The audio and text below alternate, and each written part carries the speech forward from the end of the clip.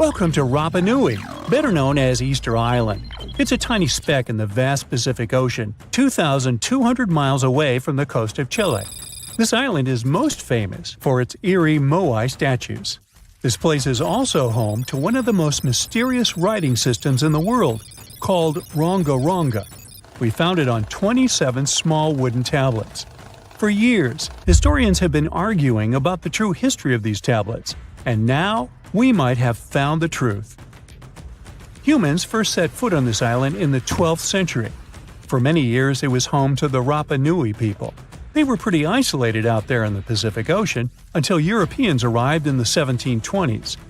Europeans brought with them lots of troubles, leaving only a small fraction of the native population alive. Later in the 19th century, a missionary, Eugene Iro, went to the island and discovered the wooden tablets with intricate symbols carved on them. He wrote how marvelous they are, but there are hundreds of them on the island, and that they can be found in every household. But unfortunately, not all of them survive to this day. We've only got 27 of them. Some of them were heavily weathered, burned, or otherwise damaged, and now they're scattered all over the world in museums and private collections. Some of the language's artifacts were carted off to Tahiti and then to Europe by Europeans, leaving none behind on Easter Island itself. The four sacred tablets found their home in a congregation in Rome. They were the ones used in the recent discovery. For years, historians have been arguing whether this writing system was made up by the islanders themselves or they borrowed it from Europeans. To find the truth, they decided to use a technique called radiocarbon dating. All organic materials, like wood, charcoal, and so on, contain a tiny amount of a radioactive form of carbon called carbon-14. When life comes to an end, things stop taking in carbon-14, and the amount they had starts to decay over time. By measuring how much carbon-14 is left in a sample, we can assume how old this sample is. This is how we learn the age of many fossils and artifacts. So, they looked at the age of some Ronga Ronga tablets. 3 of them were crafted from trees grown in the 18th or 19th century, which aligns with the arrival of Europeans. However, one of them is older than the Europeans' first visit to the island. There are 2 reasons to believe that Rapa Nui people created this writing system themselves. First, Ronga Ronga works differently from European languages. Decoding it is a pretty hard task. Unlike English, this language boasts over 400 unique glyphs, none of which resemble any known writing system. There were many attempts to decipher this language, and none of them were successful so far. And second, one of the tablets is shown to be from around the 15th century, before the Europeans arrived. The problem is that radiocarbon dating can only tell us when the wood the tablet was made from was cut down, not when the writing was put on it. And since we've only got one tablet to go by, this isn't enough to be completely sure. On the other hand, why and where would they preserve cut wood for over 200 years just to grab it and write something on it one day? But anthropologists and historians say that it's possible. Scarce wood resources might have led the islanders to reuse old driftwood, which could be centuries older than the writing itself. This is known as the old wood problem in archaeology. Plus, the tablet looks very preserved. It was maintained to protect it from wood-damaging insects, humidity, and so on. That's why it survived over the centuries. Whatever is written on it, it was probably important for the Rapa Nui people. Now, all of these are guesses and clues, but scientists are cautiously optimistic. They believe that Ronga Ronga could be one of the rare instances of independent writing invention, like those of the Sumerians or the Egyptians. But we need more evidence. In the Rapa Nui language, rogo rogo means to recite or to declaim. Not everyone could write, only a select few. Probably only the elite of Easter Island, mostly men, knew and could read this written language. After colonization, none of them survived. So now we have to rack our brains trying to figure out what's written here. First, scholars can't agree on what type of script it is. We aren't even sure that this was their language. But even if it was, we don't know whether it's a primitive form of writing or a fully developed system. In the 1990s, a linguist, Stephen Roger Fisher, believed he might have cracked the code of Ronga Ronga structure. His idea was that these tablets conveyed cosmogonies. Cosmogonies are stories or narratives that explain how the universe was created and how natural phenomena came to be. They often come from ancient traditions and cultures, like those found in East Polynesia. The tablets could have talked about things like how the world began, where everything came from, and how different aspects of nature, like the stars or the mountains, were formed. This would also explain why only the wise elite could write. Fisher thought that Ranga is a mix of logographic and semasiographic systems, which means that some symbols represent spoken words, while others represent ideas or concepts. But deciphering them would be very hard because it requires extensive memory and knowing context, because the symbols are more like hints than complete expressions. However, other language experts disagreed with his ideas, saying there were problems with how he put together his theory. Unfortunately, Fisher couldn't prove this hypothesis. Maybe these are just drawings. If we look at the tablets, there are some things that look recognizable: people, animals, plants, and geometric shapes. There are some birds. One of them looks like a frigate bird, which Rapa Nui people associate with the deity Maki Maki. There are also fish, centipedes, and so on, or at least these glyphs look like them. Could it be just art or a form of decoration? Maybe, but there are some problems. The glyphs show a high degree of complexity and structure. They also keep the same style. For example, there are several symbols that show something human-like with a raised hand. The only difference is different heads. As if it wasn't complicated enough, this unique writing style also uses a system known as reverse boustrophodon. This means that each alternate line is flipped upside down, resembling nothing seen elsewhere. We don't know why they would turn the tablet upside down after each line. But all this shows that they had some sort of system and organization behind these symbols. Plus, it seems like they use these tablets every day for some practical purpose. But there's some hope for the future. New technology, like AI and other computer programs, might help us understand lost languages. We already started creating algorithms that could help us solve other mysteries, like the Voynich manuscript. Academics even organized the Vesuvius Challenge, a machine learning competition that, in 2023, cracked the riddle of the ancient Herculaneum scrolls. The scrolls were buried under volcanic mud after the catastrophic eruption of Mount Vesuvius in 79 AD. In real life, the scrolls are very fragile, so deciphering them would be a very hard task. But with digital scanning and machine learning, it's much easier. They have a rich history. They most likely belong to the personal library of an Epicurean philosopher named Philodemus. These scrolls contain very important insights into Greek philosophy and Latin literature. If we decipher more of them, we'll learn more about the rich history of the Roman Empire. The Moai statues have been standing tall and proud for hundreds of years. Once people put an enormous effort into carving these grand sculptures, and then they just suddenly stopped making them. But why? Let's figure out this mystery. Easter Island, located 2,500 miles east of Tahiti, has an area of 63 square miles. To this day, it's one of the most isolated islands in the world. Once it was covered with forests, filled with different trees and ferns. But when the first humans came to the island around 400 CE, the forest slowly began to disappear. And starting from 1250 CE, Moai statues began appearing all over the place. People made them from different types of rock: compressed volcanic ash, basalt, trachyte, and red scoria. As it's a volcanic island, these were all the ingredients the creators of the statues had to use. And once the builders completed their work, they covered the statues with pumice. The faces of the statues are different, but they all have distinct expressions, with heavy brows and large noses. Their arms are carved into the body. Some have hats on top of their heads. There are nearly 900 statues all over the island. They differ in size. The average height is 13 feet tall, and the largest ones reach 33 feet in height and weigh up to 82 tons.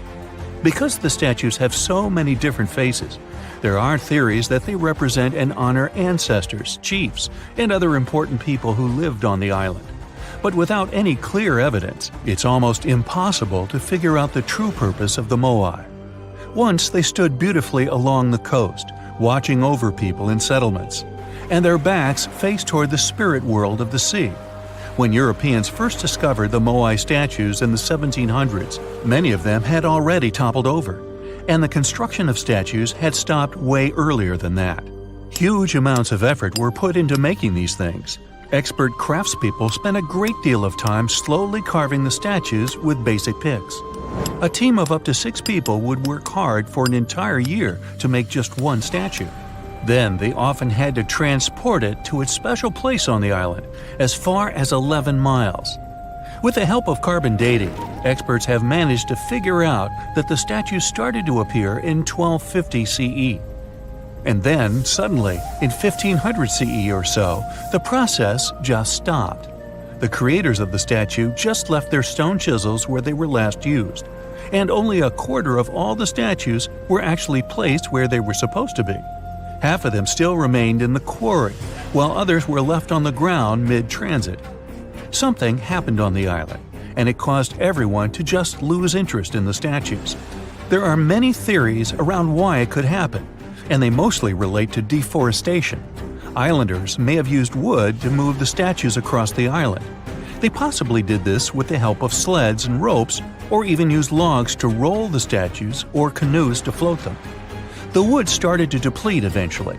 Trees on the island took very long to grow, and rats ate most seeds.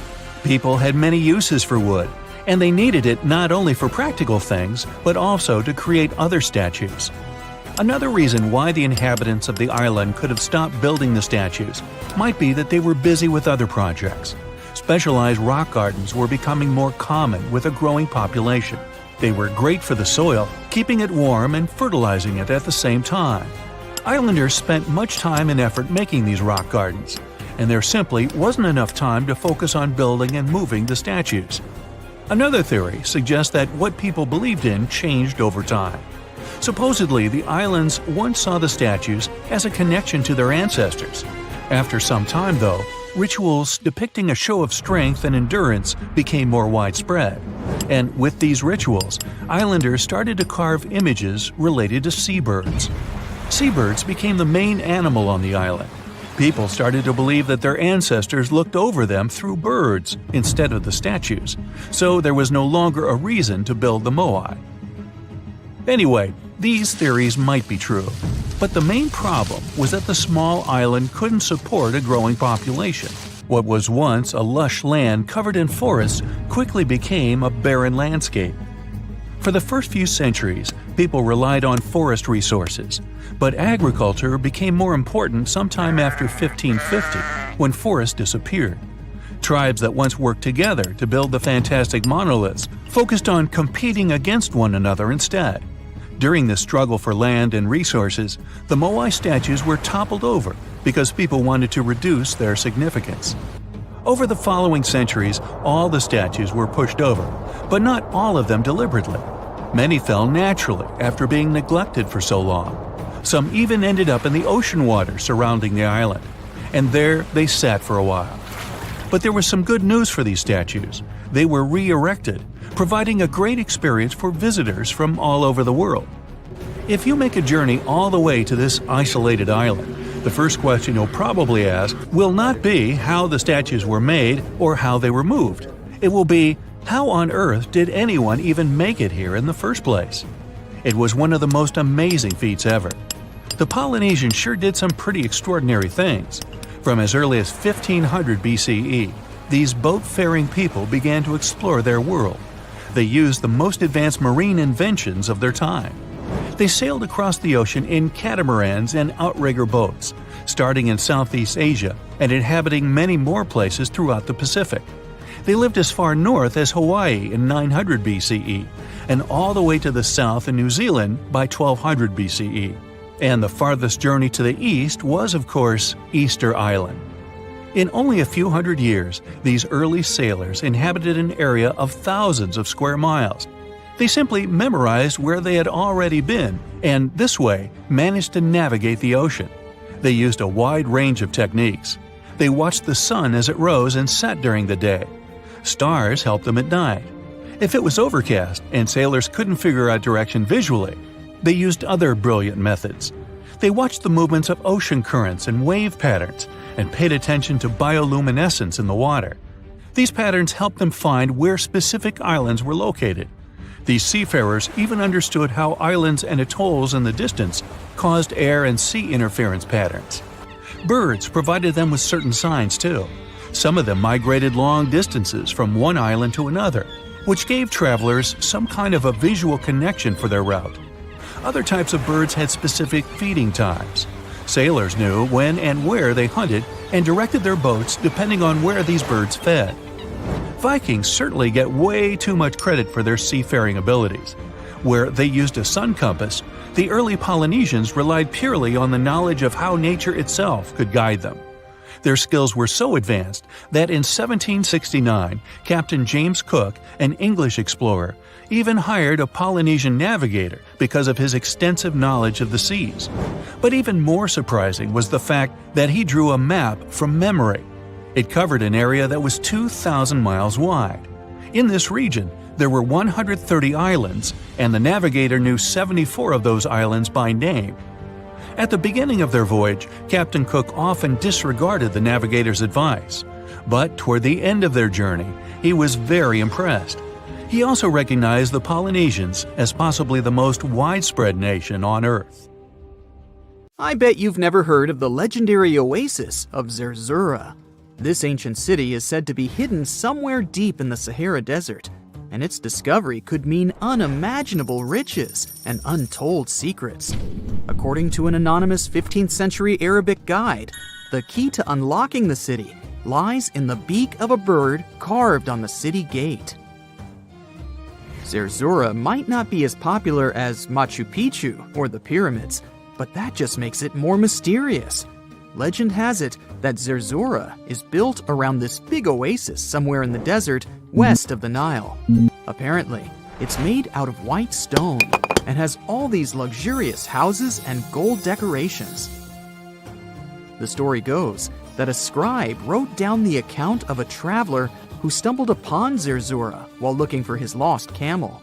At one point in his journey, the man got caught up in a sandstorm, where he got separated from the rest of his group. The traveler kept wandering in the desert for days, and then, out of nowhere, two men showed up and guided him to the city of Zerzora. The traveler described this city as an oasis filled with little birds and made out of pure white stonework.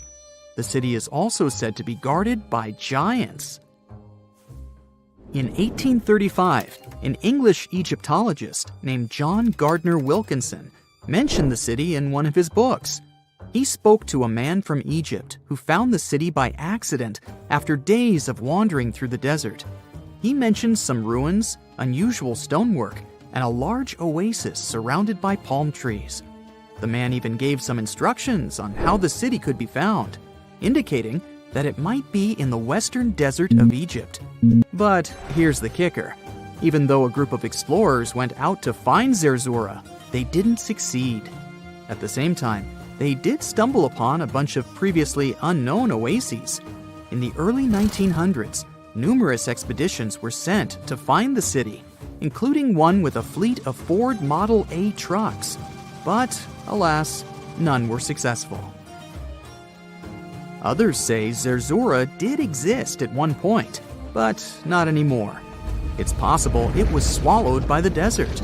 It's believed that back in the day, the Sahara Desert was actually green. Scientists even found traces of ancient rivers that flowed through the area 100,000 years ago, creating green corridors across the desert. But Zerzora might have never been real to begin with. Maybe it only existed in the minds of people, a figment of their imagination as they were struggling in the African desert. For thousands of years, people have been obsessed with the hunt for another lost city, Atlantis. But if this place really existed, where on Earth, or under the sea, could it be? According to Plato, Atlantis was an actual place, and it was supposedly located somewhere in the Atlantic Ocean, near the Strait of Gibraltar. But how did this mythical city become synonymous with a perfect paradise-like society? Well, you can thank Ignatius Donnelly for that. The American writer published a book in 1882 where he outlined 13 hypotheses about the existence of Atlantis. Donnelly truly believed that this lost city was where ancient humans lived in peace and joy for centuries. Donnelly even thought that Atlantis was the original source of many ancient civilizations around the world. And if we just followed Plato's clues, we could totally find Atlantis.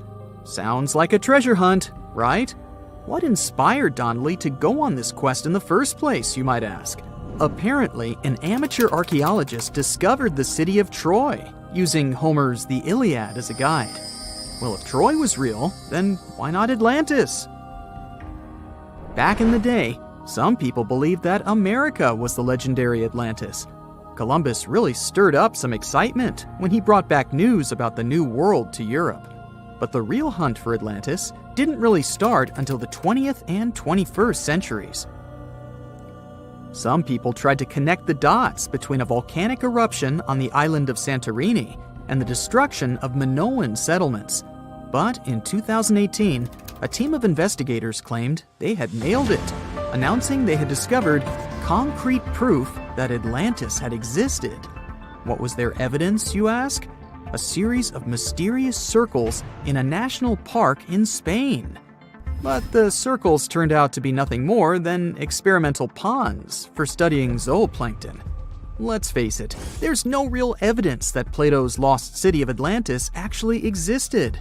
But it doesn't make searching for it any less exciting, does it? The Fountain of Youth isn't a lost city per se, but it is another mythical location that many have claimed to have stumbled upon over the years. Long ago, people were obsessed with the idea of living forever, or at least extending their lives as much as possible.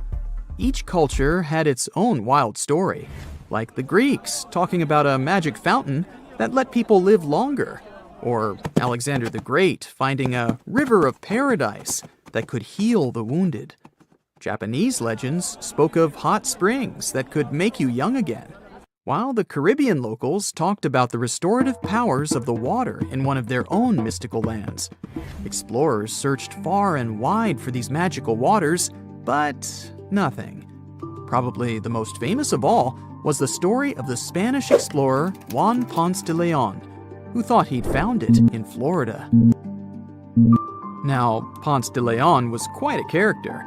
He sailed with Columbus and became an important figure in the area now known as the Dominican Republic. He found gold in Puerto Rico and even became the island's administrator.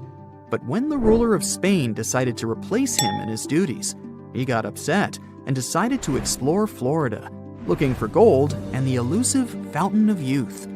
He explored the Bahamas, but sadly, he didn't find any gold or magic water. He did, however, make his way to Florida. He explored the coast and even discovered the Gulf Stream. Unfortunately, his last expedition didn't go well, and he was wounded. But the legend of him searching for the Fountain of Youth lived on. Even though historians don't think he was really looking for the Fountain of Youth, thousands of people visit the Fountain of Youth Archaeological Park every year to try the sulfur-smelling water. It's the oldest attraction in Florida, which has been around since the 17th century. Some say the water has unusual properties, but I'll leave that up to you to decide after you visit this place. Norse mythology has its own mysterious land called Thule. It's said to be somewhere between Scandinavia and Iceland, where the sun barely shines and the cold bites hard. The folks there survive on a diet of millet, herbs, fruits, and roots, washed down with a grain and honey brew. As for its exact location, scholars can't seem to agree on it to this day. The legendary ancient Greek explorer Pytheas was said to be the first to stumble upon Thule during his quest for tin mines. He sailed his way up north, passing by Scotland, and after 6 long days of sailing, he reached Thule. The people there, according to Pytheas, were quite primitive. But that's no surprise, since they were just simple farmers living off the land. They showed Pytheas where the sun set on the shortest day of the year. They also told him that in winter, the sun never rose at all, and in summer, there was no night. For many years, historians have been debating the true identity of this mythical land of Thule. Some say it's Iceland, while others claim it's Norway. A little bit of progress has been made recently with the help of a team of researchers. If their findings are correct, Thule might be the elusive island of Smola. That's farther south than any of the Norwegian islands that were on the list of contenders. It may be too soon to celebrate, but it does look like Thule has finally been found. One of the most unexplored and mysterious places on Earth is located in plain sight. It's one of the most majestic monuments of humankind. The wonder of the ancient world hides a secret that scientists and archaeologists still can't solve. This is the Great Sphinx of Giza in Egypt. The huge sculpture of a lion with a human head was carved out of rock about 4,500 years ago. Scientists still don't know the exact date of its creation and are also unaware of who built it and what for. There are many assumptions and theories, but none of them has been confirmed. Most people have seen this majestic sculpture either in photographs or in reality, but almost no one knows what's hidden underneath it. The statue of the Sphinx was carved from a single piece of limestone. It was painted. The remains of color pigment on the surface prove this. In the distant past, the Sphinx looked much brighter and more colorful than what we see now. But even after thousands of years, its greatness hasn't diminished. And by the way, Sphinx is not the real name. It was invented by the Greeks about 100 years or more after its creation. Initially, the Egyptians called the statue Hor-em-Akhet. There are many legends and theories saying the Sphinx is there for a reason. It's like a watchdog that guards the tomb of the pharaoh and the secrets of ancient Egypt. These legends become more plausible when archaeologists discovered hidden entrances at the feet of the Sphinx. They believe that these secret passages are the beginning of the tunnels leading to the halls with treasures.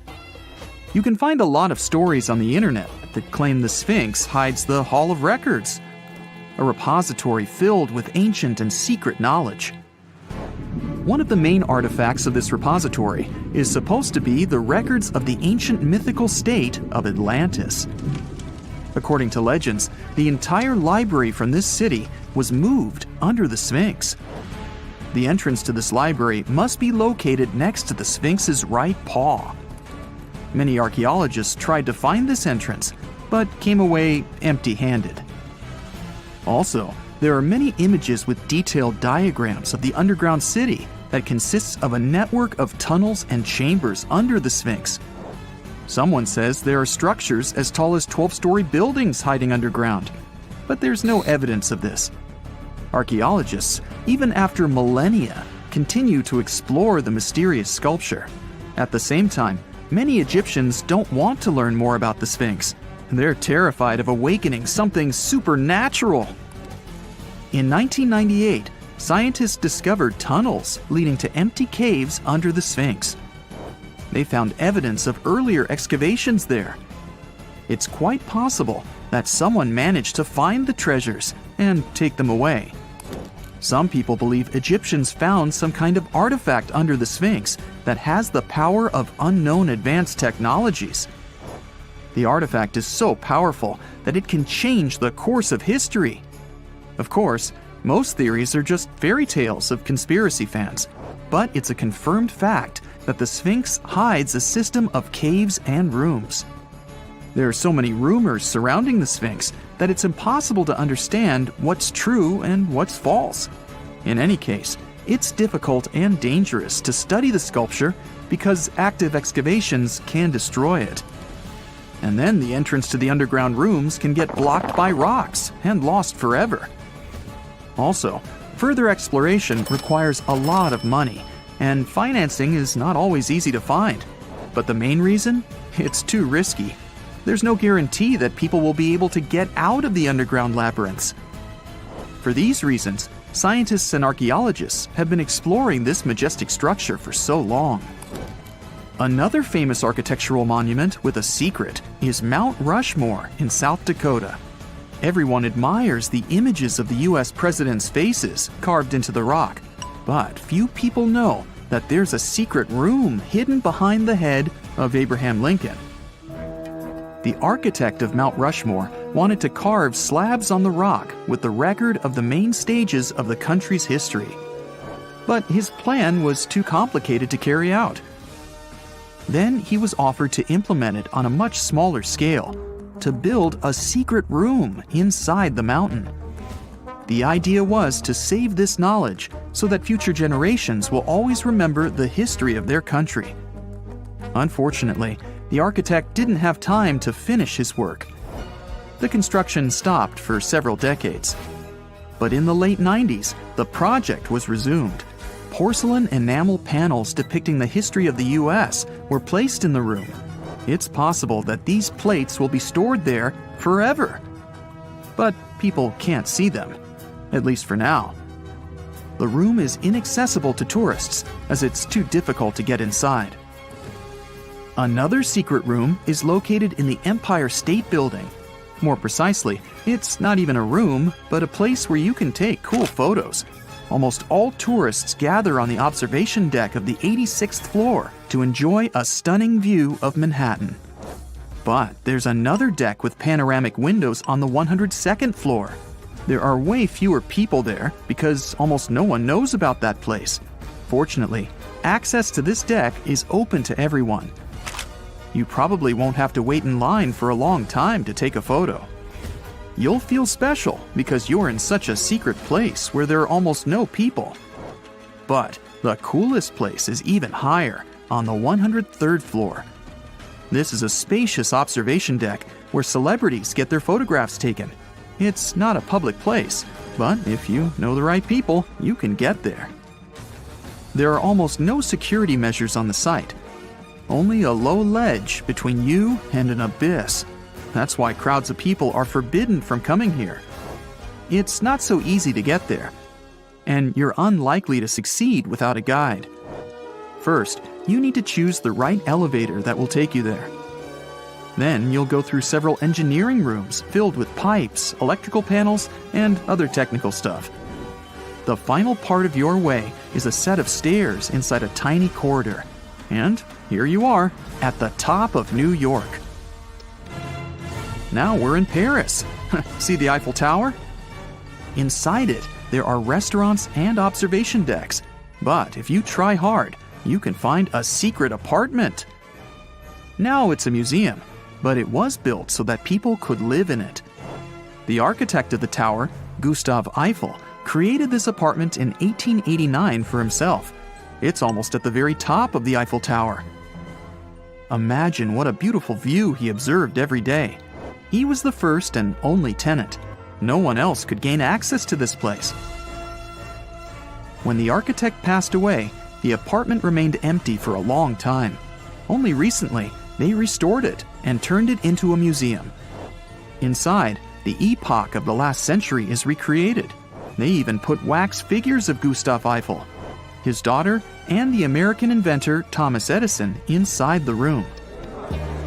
This place is filled with an endless stream of passengers, office workers running late, visitors from other cities, noise, and train whistles. At Grand Central Station in New York, among all these sounds, you can hear the sound of a ball hitting a racket, if you're in the right place. A real tennis court is hidden inside New York Central Station. It belongs to a tennis club that arranges corporate games for employees of many companies. The club was opened in the 60s. Now we're moving to London, Charing Cross Road. It isn't easy to find one secret place here.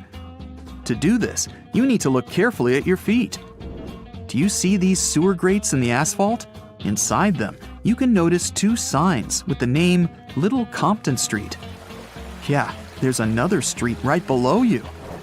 It disappeared from all maps at the end of the 19th century. Charing Cross Road was built over it. The identification signs that you see are part of old engineering tunnels. There's another interesting place in London. It's located in the southeast corner of Trafalgar Square. At first glance, it looks like a thick lamppost, but there are too many tourists walking around. You come closer and realize that one person can easily fit inside the post. The lamppost belongs not to an electrician, but to a police officer.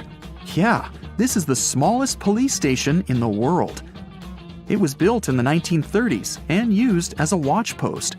Officers had to sit there one by one and watch Trafalgar Square. That always attracted a lot of pickpockets and all kinds of other criminals. If someone finally invents time travel and you hop on a trip to the past, you won't recognize many of the things you know and love today. The Statue of Liberty and the Egyptian pyramids, some basic gadgets like the remote control and your laptop, and even the corn you have for lunch have all changed beyond recognition.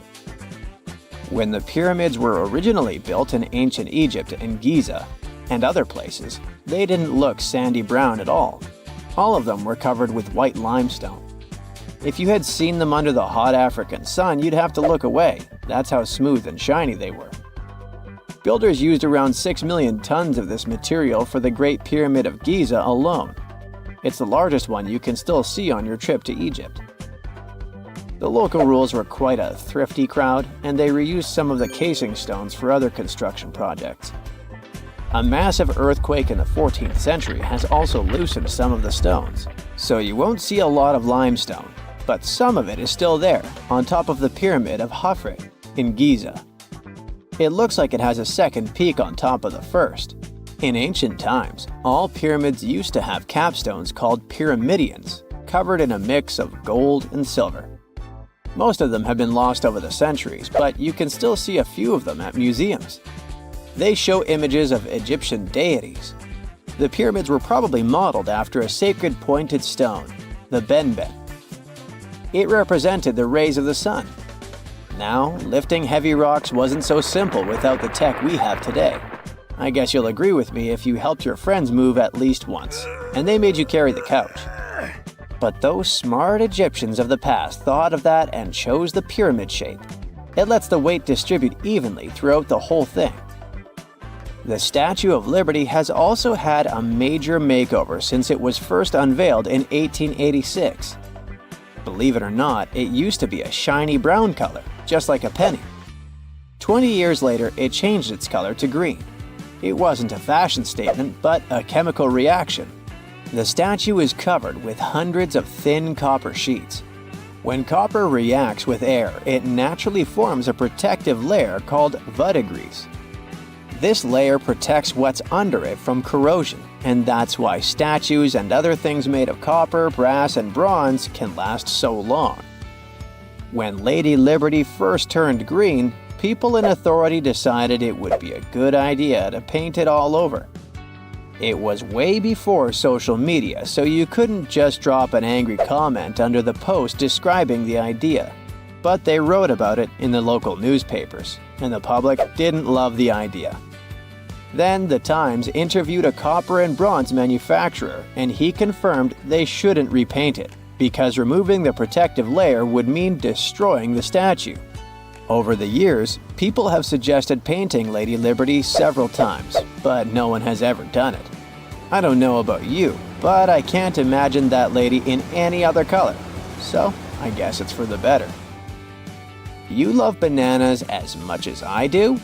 Next time you enjoy a juicy soft one, remember you gotta thank selective breeding for that texture. The original wild bananas had many large, hard seeds and not so much delicious pulp. And hey, who doesn't like a sugary watermelon? It has a history of over 5,000 years, and it used to have bitter, yellowish white flesh and was really tricky to open. Selective breeding saved the day again, and watermelons got way sweeter. Japanese scientists went further and invented the seedless version. Corn's grandmother is a Mexican grass called teosinte. The kernels in this grass were small and hard to get. Farmers from many thousands of years ago saved the seeds only of those plants that were larger or tastier, or with kernels that were easier to grind. Thanks, my friends, for giving us the corn that's edible and even delicious. And just imagine, wild avocados were so small that they could easily fit in the palm of your hand. The pit in them was so large you wouldn't find much edible material inside. They also had a much harder shell than the ones we're used to. You probably wouldn't get a lot of work done without your beloved computer today, but I can't tell you exactly whom to thank for this invention. The ABC from 1942 is one of the contendants for the title of the first computer. It's short for the Atanasoff Berry computer, named after its inventors at Iowa State University. The ABC weighed over 700 pounds. Yep, yours must be way lighter than that. That big boy consisted of around 300 vacuum tubes and had a rotating drum, a little bigger than a paint can, and had small capacitors on it. A capacitor is a gadget that can store an electric charge, like a battery. The ABC could solve problems with up to 29 different variables to help scientists save some time. Like modern computers, it used binary digits, ones and zeros, to represent all numbers and data. Because of that, it was possible to do the calculations electronically. And now, my favorite part, the ABC finished one operation about every 15 seconds. Just for you to compare, it's millions of operations per second now. Unlike the tech we use today, the ABC did not have a changeable stored program, so the program could only do a single task at a time. An operator had to write down the intermediate answer and then dial that back into the computer. Sounds like another reason to be happy we live in the 21st century. That remote control you use for all sorts of appliances has gone a long way too. Nikola Tesla, who gave us alternating current, designed one of the first wireless remote controls back in 1898. He named his invention teleautomation and demonstrated it on a miniature boat controlled by radio waves. The boat had a little metal antenna attached to it. Tesla sent signals to the boat using a box with a lever and a telegraph key, which was his version of a remote control. Those signals set electrical contacts on the boat into motion and moved the rudder and the propeller, and Tesla was controlling the boat. The concept of the remote control soon spread to other gadgets. The first television remote control followed in 1950. It was designed by the Zenith Radio Corporation, called LazyBone. Don't take it personally, please. This LazyBone had a massive cable that was attached to the TV set, and those who tried it didn't fall in love with the invention because they tripped over that cord. I feel your pain, my friends. If you live or work on one of the top floors, you gotta love this one. Meet the first passenger elevator. It traveled at the speed of 40 feet per minute. Not the fastest, I know, compared to today's record, which is 40 feet per second. But hey, it was built back in 1857 in New York and was more of a tourist attraction than a necessity. The elevator had a steam engine hidden in the basement of a 5-story building. 3 years later, they shut it down because the public didn't appreciate it. Otis Tufts filed the first patent for a vertical railway around the same time. His invention included an actual car with a bench inside for people to sit on. Sounds like a great spot to hang out with friends to me. What do you say? Then they started adding elevators to luxurious hotels around the world. They were entire rooms with a rich design, upholstered seats and mirrors on the walls, and sometimes even a small chandelier. There was an obligatory operator who'd close the door and the car would start its super slow ascent. It was still more about style than about speed, so I guess I'd choose the stairs. Whenever you hear about ancient ruins, you almost never picture them being suspended somewhere, or just randomly hanging on the branch of a tree, right? In fact, for most of the ancient artifacts we have exposed in museums all over the world, archaeologists did quite an impressive amount of digging. You see, buildings have this funny way of fading away over time if not properly taken care of. Sometimes we need to reuse some building materials, so an older construction may be sacrificed in the process. Other times, houses are abandoned, and once they are exposed to the elements on the surface, like rain or sunlight, they don't really stand a chance. Some just simply crumble away due to good old erosion. So the only way a piece of architecture can survive the test of time is if it's somehow gotten buried deep down. Now, how did they end up buried in the first place? Well, it's quite the comedy of errors. Ancient cities had a habit of gradually raising their ground level like a kid adding toppings to their ice cream sundae. You see, these settlements were always busy collecting food and building materials to keep up with their ever-growing population. But hey, who has time to deal with waste and rubbish? It wasn't exactly high on their to-do list back in the day. So when it came to building new houses, ancient civilizations found it much easier to save their sweat and tears by piling up the rubble and constructing right on top. But that's not all. Rivers would also occasionally flood and deposit a layer of sediment on the city floors, further encapsulating those ancient constructions. And in those dry regions like the desert, where the wind likes to show off its sand and dust dance moves, you can bet it was a constant struggle to keep the establishments clean. One hilarious example is the Sphinx, which had its head buried in sand until a group of archaeologists unearthed it in 1817. Some ancient towns eventually got covered up because they were completely abandoned. With less human activity to control their expansion, plant seeds couldn't resist the opportunity and sprouted all over the place. They gobbled up carbon dioxide from the air and grew, adding more and more bulk to the ground. Those cheeky roots even decided to stabilize the soil made from decaying plant matter, creating layers upon layers of earthy goodness. It's like the ultimate DIY project Mother Nature embarked on, with plants as her loyal helpers. The act of digging into the secrets of ancient civilizations is not just about unearthing a lost world. It's also an epic quest to reveal the hidden treasures beneath layers of history. But how do archaeologists know where to dig in the first place? If everything is covered in layers upon layers of sediments, debris, and plant roots, they must have some sort of system they rely on before embarking on a new project, right? For starters, they're not always the ones suggesting an archaeological dig in a certain location. Let me explain. Let's say you're a contractor and you want to build a new fancy apartment complex in your city. Some local legislations have certain requirements before your project can start, though. For instance, before anyone starts building on a piece of land, they might need to bring in specialists to check the soil. These clever folks can be archaeologists, geologists, or paleontologists, and they need to keep an eye on things during development. If any artifacts or ecofacts, fancy word for organic remnants, are discovered, these experts swoop in to excavate and study them. But what about sites that have nothing to do with bulldozers and yellow hats? Archaeologists have more than one trick up their sleeves when it comes to locating ancient hotspots. They dive deep into historic records with a healthy dose of detective work. By sniffing out old documents and maps, they can piece together the puzzle of human activity in a specific area. If a site has been visited before, it's even better. Finding records of past excavations or historical accounts can give archaeologists lots of information on where to continue their treasure hunt. Before archaeologists start swinging their shovels, they engage in a bit of a visual scan mission. Armed with a grid system, they'll stroll around the site, keeping their eyes peeled for any artifacts that might be hiding just beneath the Earth's upper layer. From groundstone tools to historic glass and even ancient garbage dumps, yes, they're all so valuable. These keen-eyed explorers can spot signs of human activity faster than most people.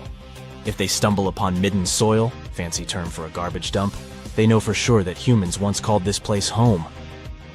Archaeologists don't just rely on their trusty shovels, though. They have an arsenal of gadgets to aid in their search for hidden wonders. Geophysical tools are like their secret weapons. Take the resistivity meter, for example. This clever contraption measures the electrical component of the soil and any buried features or artifacts. A buried wall, for instance, will create a different resistivity reading than the surrounding soil. Magnetometers and ground-penetrating radar work in similar ways, showcasing potential hints of ancient treasures in the soil. And who could forget our trusty old friend, the GPS? It helps archaeologists map out precise locations, like a high-tech treasure map, leading them straight to their pot of gold. Care to virtually visit some of the most important archaeological sites in the world? Well, follow me. In the United Kingdom, for instance, you'll find this interesting place called Stonehenge. It's one of many henges scattered around, but this one really takes the cake. Picture this: massive ancient stones standing tall and proud, arranged in a funky outer ring and an inner horseshoe, with some smaller stones thrown in for good measure. And guess what? These amazing stones have been around for over 5,000 years. Talk about a serious case of rock-solid longevity. Now, here's where it gets interesting. According to local folklore, the legendary wizard Merlin whipped out his magic wand and poof! He teleported these massive stones all the way from Ireland. Apparently, some giants had assembled them there, but Merlin decided they would look much better at their new location. Others think it's just the ruined remains of an old Roman spiritual edifice. These amazing structures were built by our Bronze Age ancestors. With their simple tools and limited tech, they managed to create this monumental masterpiece. Impressive, right? Unfortunately, there's still so much we don't know about this area. Stonehenge's initial purpose remains a mystery to this day. Sure, there are lots of theories, but scientists have yet to agree on the subject. However, we do know that it's perfectly aligned to catch the sunrise during the summer and winter solstices. The ancient city of Pompeii is an equally amazing archaeological site. Picture this: Mount Vesuvius, a notorious troublemaker, decided to throw a volcanic tantrum and completely covered this ancient Roman city. It turned it into a time capsule, located outside present-day Naples in Italy. Fast forward to the year 1748, when a bunch of adventurous explorers stumbled upon Pompeii. Lo and behold, they discovered a treasure trove of well-preserved goodies: streets, houses, food. Probably a bit stale by then.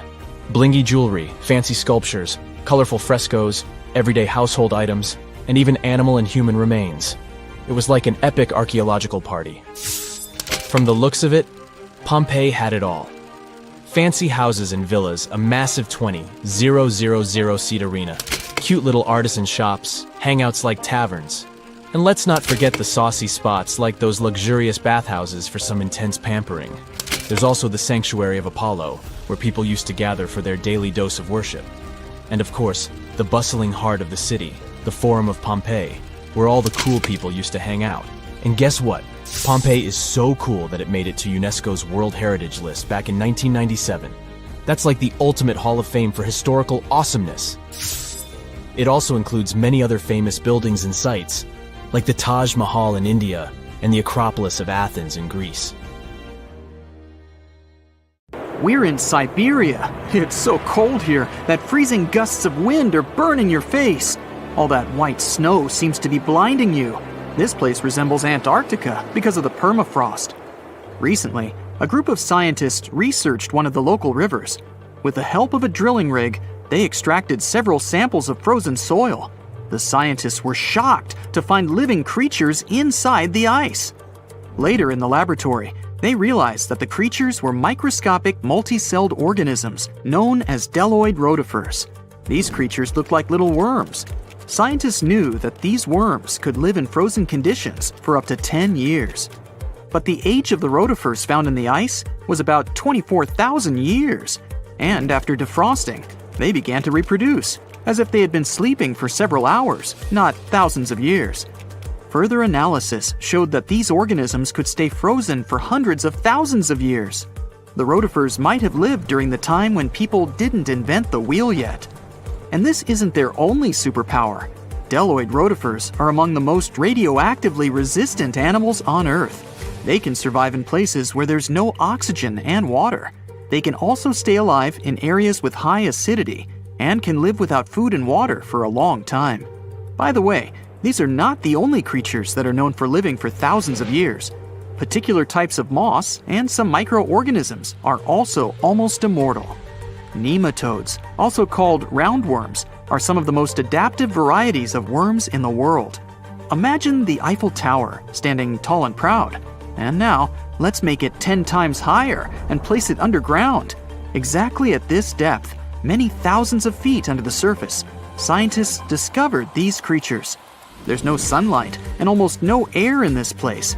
And since it's much closer to Earth's core than the surface of our planet, the temperature here is higher than in the middle of the hottest desert.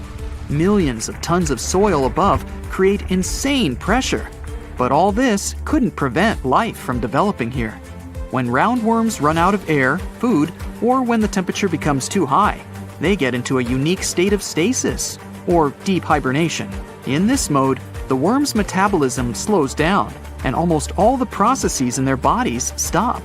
The creatures can sleep for a very long time and only wake up when the environment becomes more livable. By the way, you don't have to go so deep underground to find these creatures.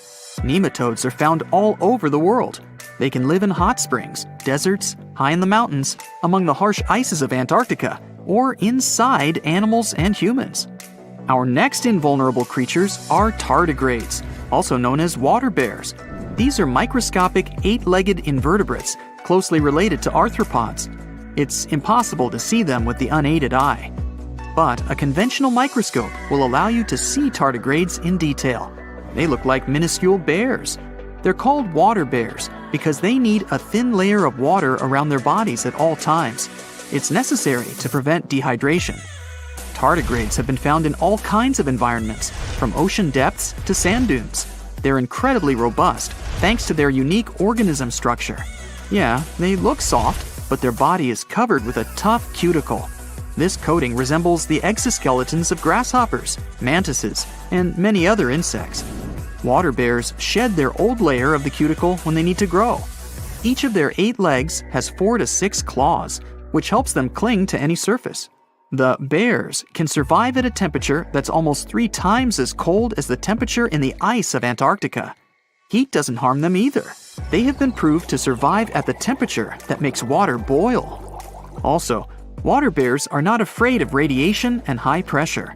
In the depths of the ocean, pressure can destroy alloys of the strongest metals, but these creatures can withstand pressures 6 times greater. But the coolest thing is that they can live in the vacuum of space. Our planet has a magnetic field.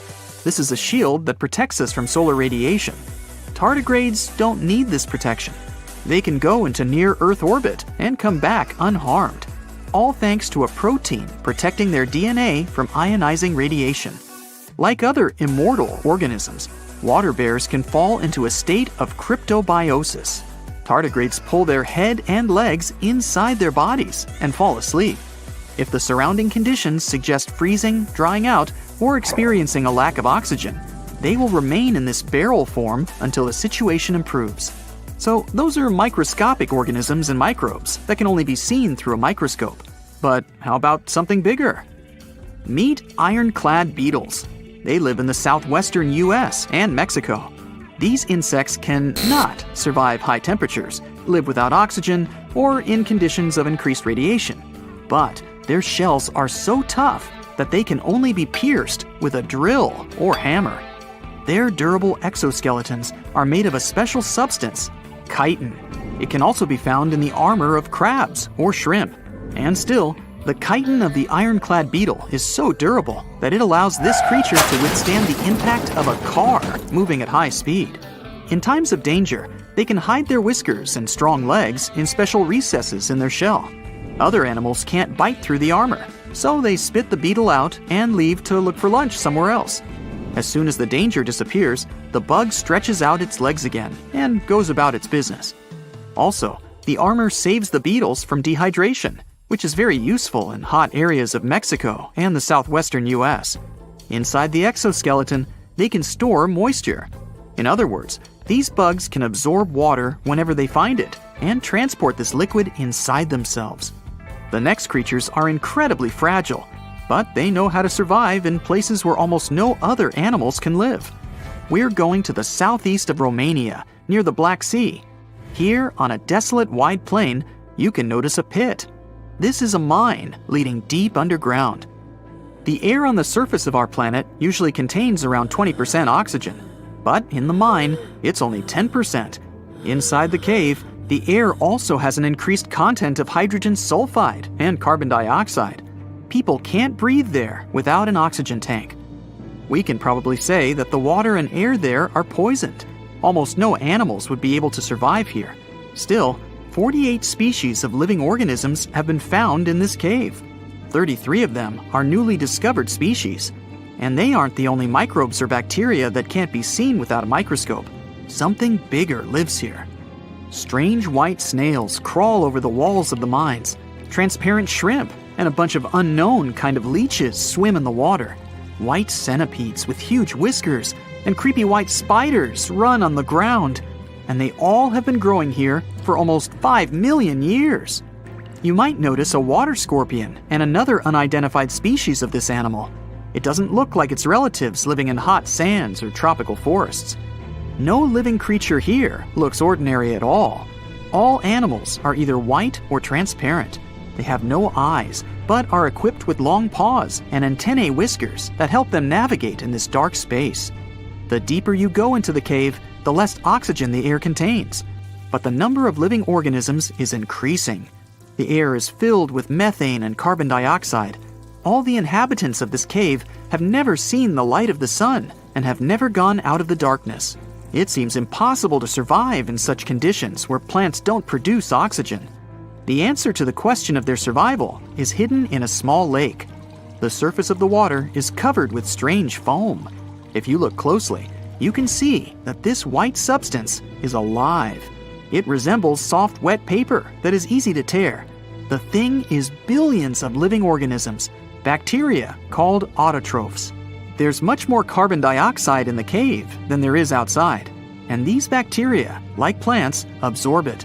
But they don't do this with the help of photosynthesis, which means they don't need sunlight. They use water for chemosynthesis. What these bacteria secrete is food for other bacteria, and these other bacteria are food for bigger creatures. A unique food cycle that you can't find anywhere else on the planet only exists here. Summers in the Middle East get so hot that they change the landscape dramatically and make entire cities resurface from the past. That's what happened in 2018 when the city built by a mysterious empire on the Tigris River was finally released from its water trap. Archaeologists rushed to the location as they didn't want to miss a rare chance to excavate the site and learn more about the history of the place. They believe they've found the Bronze Age city Zakiku, founded over 3,000 years ago and fully submerged in the 1980s when a dam was built in its place. It used to be a busy hub for the Mitanni Empire for caravans on the popular trade route. It had water, which is a rarity in the area, and it was a guarantee for success. We know very little about the once powerful empire, as scientists haven't found any written chronicles in the excavated sites. That's why the archaeologists were thrilled to find an entire palace for the local ruler. Several years later, when the area became free from the water again, they found some fortifications to protect the city from foes. The highlight of their expedition was finding a huge public storehouse for trade goods and harvests, piles of wheat and barley, and imported metal and wood. Bread was the staple food for the locals, and they also loved big pots of vegetable soups and stews for lunch. Each household kept sheep, goats, cows, and pigs, so they had a steady source of milk and meat for special occasions. All the constructions found so far were built from bricks molded from mud. The walls that were underwater for over 40 years are so well preserved as if they went down yesterday.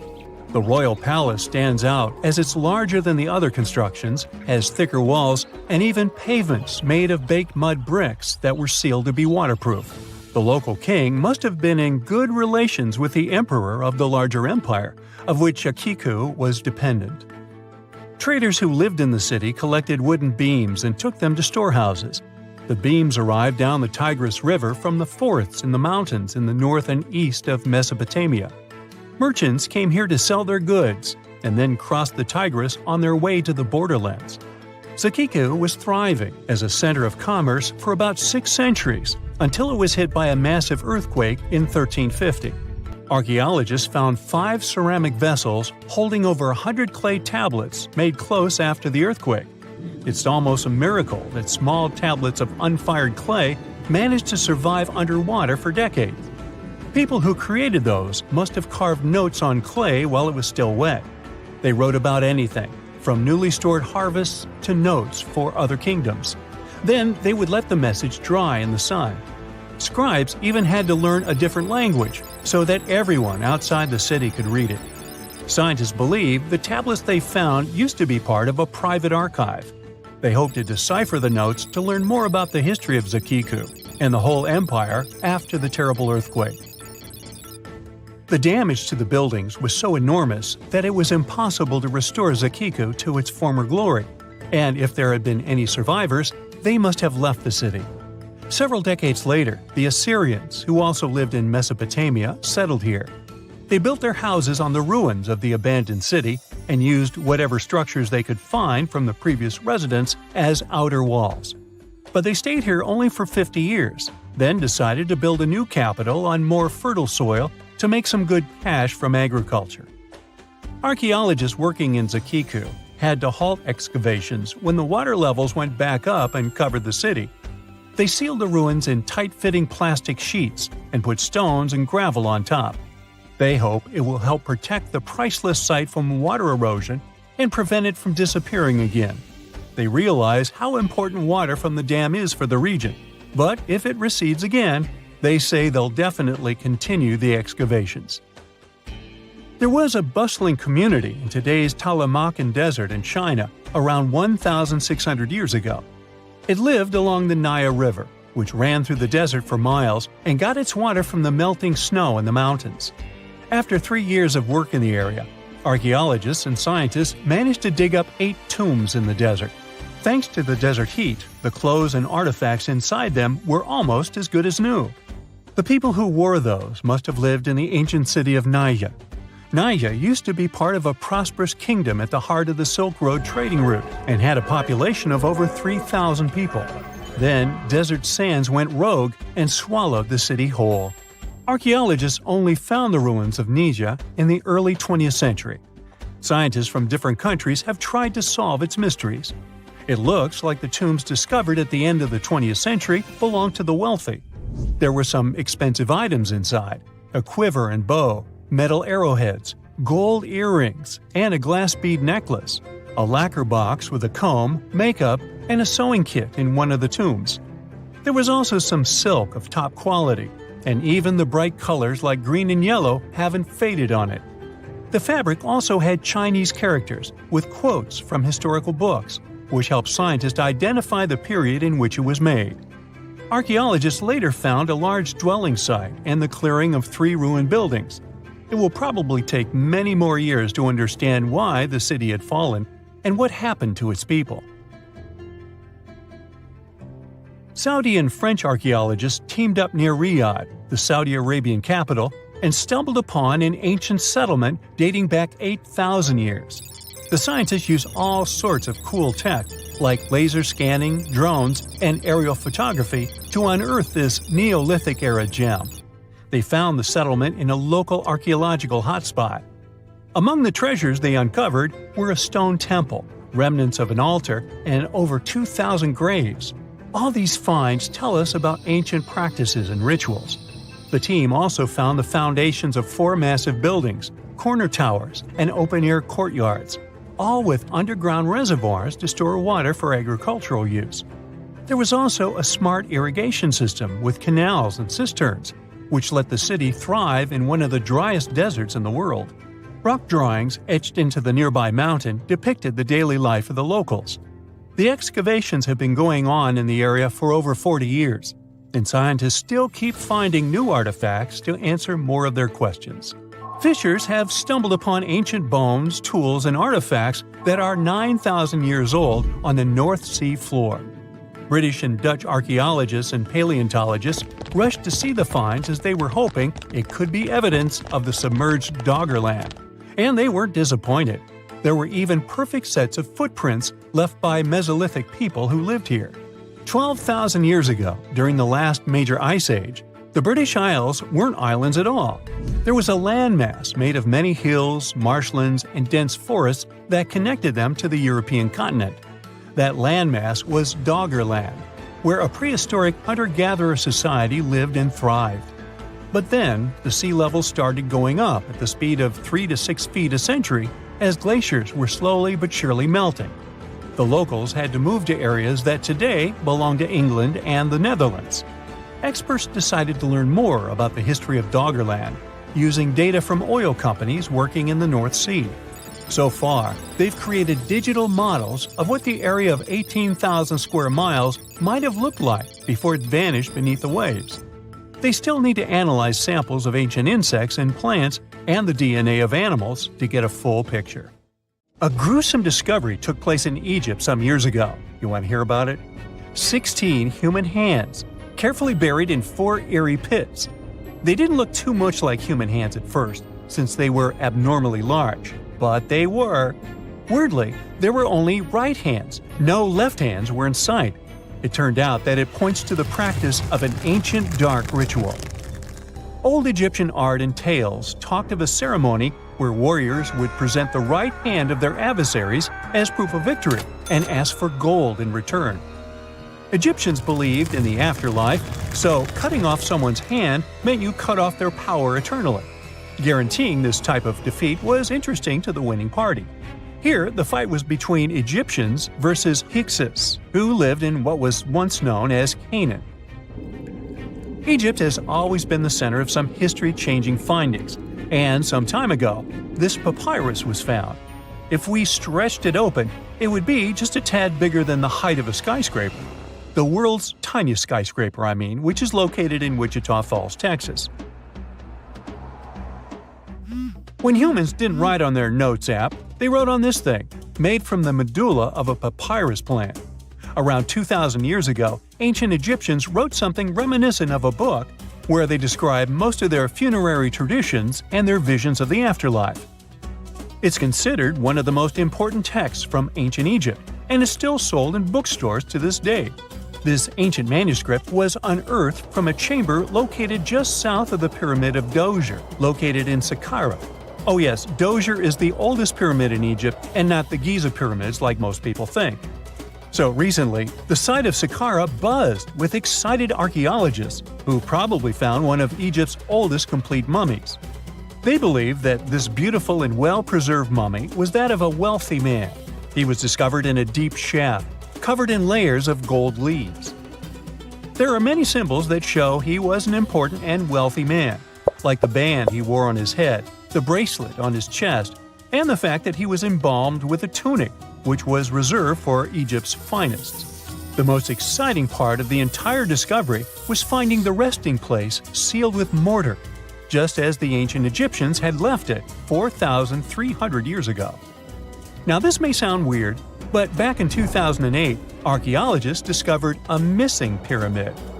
Now it went missing because it deteriorated over the span of 4,000 years. Today, you can only see its base. It was a pretty important site back in ancient times. It is said that around the area of the pyramid, the ancients hosted a special type of ceremony where high priests would carry mummified remains of sacred bulls. Now here's a fun fact. Ancient Egyptians believed that Apis bulls were earthly incarnations of the city deity of Memphis and was connected to rites of fertility. It wasn't just any Apis bull though. They needed to be all black with a single white mark between its horns and a bunch of very specific characteristics. They were selected by the local priests and honored until they passed away. After that, they were mummified and buried in underground galleries. Meanwhile, this missing pyramid sort of disappeared around the 1800s. It was a German archaeologist who first found it in the village of Saqqara. He called it the Headless Pyramid when he first found it. But then, years after the official discovery, the desert sand came along and covered the whole thing. There were some excavations between the 19th and 20th centuries, but they weren't too systematic. That's why scientists were so thrilled when they dug an entire pyramid's base after removing the 25-foot mound of sand that was covering it. Oh, and it turns out American archaeologists are excavating a cemetery in Egypt that could contain over 1 million mummified bodies. So far, archaeologists have dug around 1,700 mummies. One of the main differences from other classic Egyptian mummies is that these people weren't kings and pharaohs. They were commoners that most likely lived about 1,500 years ago, when Egypt was controlled by the Roman and Byzantine empires. The name of the cemetery is cool though, the Way of the Water Buffalo, just in case you want to check it out on your next trip. Other than bulls and buffaloes, ancient Egyptians also liked baboons. Are you seeing the pattern here? In the beginning of the 20th century, archaeologists discovered a site filled with mummified baboons in a place called, guess what? The Valley of Monkeys. An animal wouldn't have been mummified if it wasn't considered important. Certain animals were more important than others, since they were linked to specific deities. Jackals were connected to Anubis, the ancient god of the afterlife, and cats were likened to the female deity Bastet. Baboons were a pretty big deal, since they were believed to be connected to Thoth, the deity of wisdom and advisor to Ra, one of Egypt's supreme deities. The archaeologists who studied these animals weren't too happy. They think these baboons were kept inside and were deprived of sunlight for most of their lives. They had extreme vitamin D deficiencies and they were poorly fed. Maybe Thoth got angry with these baboon keepers. Just a guess. Since there's never a boring day for archaeologists in Egypt, they also found human mummies with golden tongues. Since Egyptians were all about the afterlife, they believed that golden tongues might help a person speak once they pass to the other side.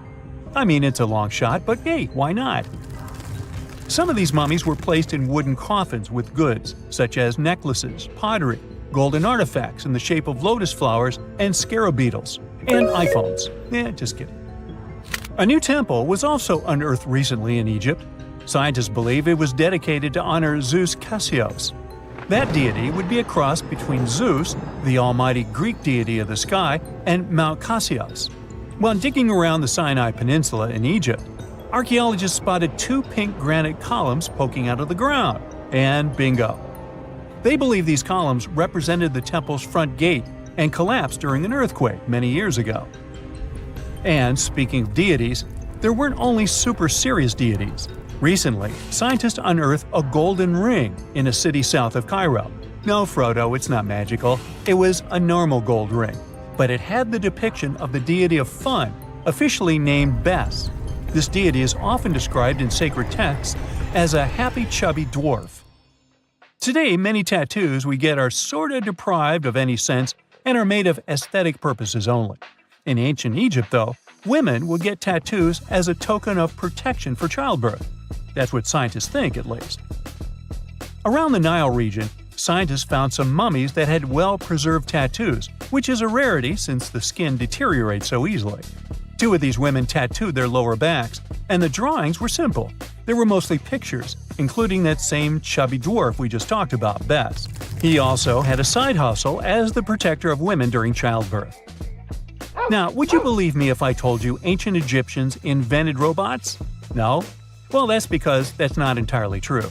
Sure, they were astronomers, mathematicians, and engineers, and somehow they also squeezed an eccentric invention into that package. An automated deity some scientists called Hathor.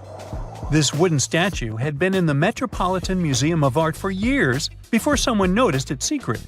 With the help of an X-ray machine, specialists discovered a mechanical operating system inside it. The pulley-like axis goes from the statue's shoulder to her left leg. When the system rotates, the statue raises and lowers her hand. Hey, pick me! Pick me! I got my hand up here. Can you tell me what date it is today? Piece of cake. You just look at your smartphone and voila, you immediately know the day, month, and year. But was it always this easy to tell the date? Did the ancient people even have the concept of a year that lasts 365 days? Yes and no. Mayan calendars had cycles. That's close to what we call a year. But the Mayan cycle was much longer. 819 days. And this is where the mystery begins. 819 days compared to what? When does this calendar begin, and when does it end? Scientists were asking themselves this question for decades. They discovered and deciphered the Mayan calendar during the 1940s. Recently, two American scientists, John Linden and Victoria Bricker, came forward with a solution. So, what did they do differently from their predecessors? The duo deciphered the code by broadening their thinking. They expanded the calendar from 819 days to full 45 years. That's 20 times longer than the original cycle. And a pattern started to emerge. This was a major breakthrough because the Maya told time in a complicated way. You can forget about the easy-to-read Arabic numerals we have today. These ancient people used glyphs. These are tiny images that represent characters. Something like the icons on your desktop or universal symbols. When you see a little dot with 3 curved lines above it, you know there is a Wi-Fi network available. The Mayan calendar used glyphs that represented animals or natural phenomena. For example, there were symbols for a jaguar and an eagle. Each glyph marked one day. Each cycle is repeated 4 times, 8 and 19 x 4. Let's call these 4 cycles blocks. The Mayas colored each block differently. Scientists thought these colors corresponded to the 4 cardinal directions. Red was east, white, north. West was black, and finally, yellow marked south. But then the 1980s came. Yeah, this was a weird decade. The calculations were all wrong. Researchers determined that the colors were associated with the position of the sun in the sky. It turned out that the color yellow represented the highest point of the sun, which is called a zenith. White was the lowest point, called the nadir. It seems that the calendar showed just how good the ancient Mayas were at astronomy. This is most evident at Chichen Itza. This principal Mayan city is located on the Yucatan Peninsula, Mexico. There stands an impressive step pyramid. It is dedicated to the feathered serpent deity, and its alignment is perfect. Something marvelous happens here twice a year, during the equinoxes, March and September. These are the times when the sun shines directly over the equator. On these 2 dates, the day and night last the same. At the site of the pyramid, sunlight first illuminates the sculpture of the serpent head at the base of the structure. Then it makes its way up the 91 steps. This creates the illusion that a snake is slithering down the pyramid. Even today, people gather to witness the sight. And it must have been more impressive when the Mayas completed the structure 1050-1300 CE. Do you know what a synodic period is? Neither do I. But Mayan astronomers did. A synodic period is the time that passes before a stellar body does a full lap. For example, this is the period between 2 full moons. When you look from Earth, this period lasts roughly 30 days. And the Mayas were looking at the skies non-stop. They carefully noted the synodic periods of all planets. From Venus to Saturn, these ancient astronomers kept records of nearly all celestial bodies. But what does this have to do with their calendar? The American researchers' calculations revealed the link. Let's take the planet closest to the sun as an example, Mercury. Its synodic period is 117 days. Multiply that by 7 and you get which number? Exactly 8 to 19, when 17 x 7 equals sign 819. Coincidence? Definitely not. Because synodic periods of other planets also neatly match the magical figure 819. But this is not visible from a single Mayan cycle. Scientists had to expand it several times to discover the pattern. There is a reason why no one could decipher the code for so long. They were focused on a single planet. The trick was to add the Mayan calculation for all the planets. Researchers just needed to see the bigger picture. This brings us to the year 2012. Can you remember that some people thought that the world would end on December 21st? That turned out to be a bust. We are alive and well now. But what started this false rumor? The Mayan calendar, of course. You see, these ancient people based their calendar on long periods of all the planets. That included a lot of complicated math and a lot of multiplying. This 2012 was simply the time when their cycle ended. It is known as the long count. This period is the same as our year. For the Mayas, 2012 was something like the 31st of December for us. Just an end of a cycle in which they measured time, so there was no need to panic. Those New Year's Eve parties might be a bit wild, but the world doesn't end on January 1st. The Mayas stretched more than their calendar. Rubber was the name of the game. Yes, you've heard it correctly. These ancient people were making different grades of rubber 3,000 years before one famous American did, Charles Goodyear. They would extract natural latex from the rubber tree. This is a milky substance that can be turned into rubber. And they weren't the only ones. Scientists found evidence that their neighbors, the Aztecs and the Olmecs, did the same. But what did they do with rubber? They didn't need car tires, definitely. But it's cool to have a nice pair of sandals for the beach. The Spanish wrote about rubber sole footwear that natives wore. Sadly, scientists still haven't found them. That would be a big step for archaeology. So the Maya were playful with rubber, literally. Researchers guessed that they produced balls from latex. These were bouncy and ranged in size from a softball to a soccer ball. A typical Mayan ball game, pits, involved 2 hoops. You must be thinking basketball, but not quite. The hoops were set on walls, 23 feet high. Compare that to the NBA standard of 10 feet. And the hoop was the other way around. there is also a sweet side to the story of the Mayas. These ancient people enjoyed chocolate. In fact, the modern word chocolate probably comes from their language, Xocolatl. This meant bitter water. Okay, you get the bitter part, but why water? The Mayas didn't produce chocolate in the form we know it today.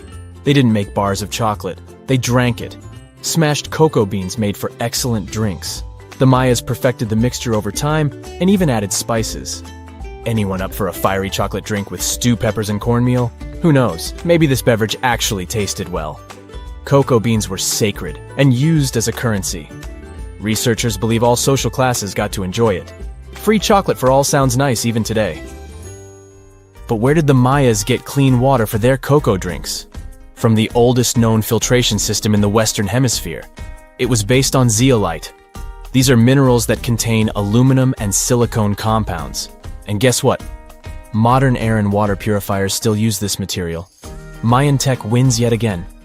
Back in Europe, Roger Bacon developed a sand filtration system in 1627, some 1,800 years after the Mayas. But what about regions without rivers, lakes, or springs? Mayan engineers had it all figured out. Rainwater. They would carve out large reservoirs in the limestone bedrock. Then, they would coat these underground caves with a layer of a watertight material. The final step was to make small channels that collected water from the hills above. Scientists estimated that just one of these reservoirs could hold on average 10,000 gallons of rainwater, enough to fill 55 modern hot tubs. You are lost deep within the jungle in the Yucatan Peninsula in Mexico. There are strange noises all around you, and to make it worse, the sun is setting. Soon, you'll be alone in the middle of an unknown rainforest. Guess it was a pretty bad idea to come looking for El Dorado on your own, wasn't it? You keep walking as fast as you can, when suddenly, wait! What's this you're seeing? It looks like large stairways made out of stone. This definitely doesn't look natural, so you take a picture. Maybe you didn't strike gold, but you might have just found something relevant. Congratulations, you found Akamtun, a long-lost Mayan city, hidden 37 miles into the jungle. The name literally translates to stone column. Stone was probably in at the time, so these guys used a lot of it to build their pyramids, houses, and even ball courts. If you ever thought that Europeans invented ball games, think twice. Mayans love to play ball games for recreational purposes. Akamtun is part of a series of other long-lost Mayan cities that are being discovered with the help of new technology nowadays. We'll talk more about the other ones in a jiffy. Perhaps the biggest surprise of this one is that it was surrounded by wetlands, which is why the city was built on high ground. The city was monumental, covering an area of over 120 acres. That would be as big as 90 football fields right next to each other.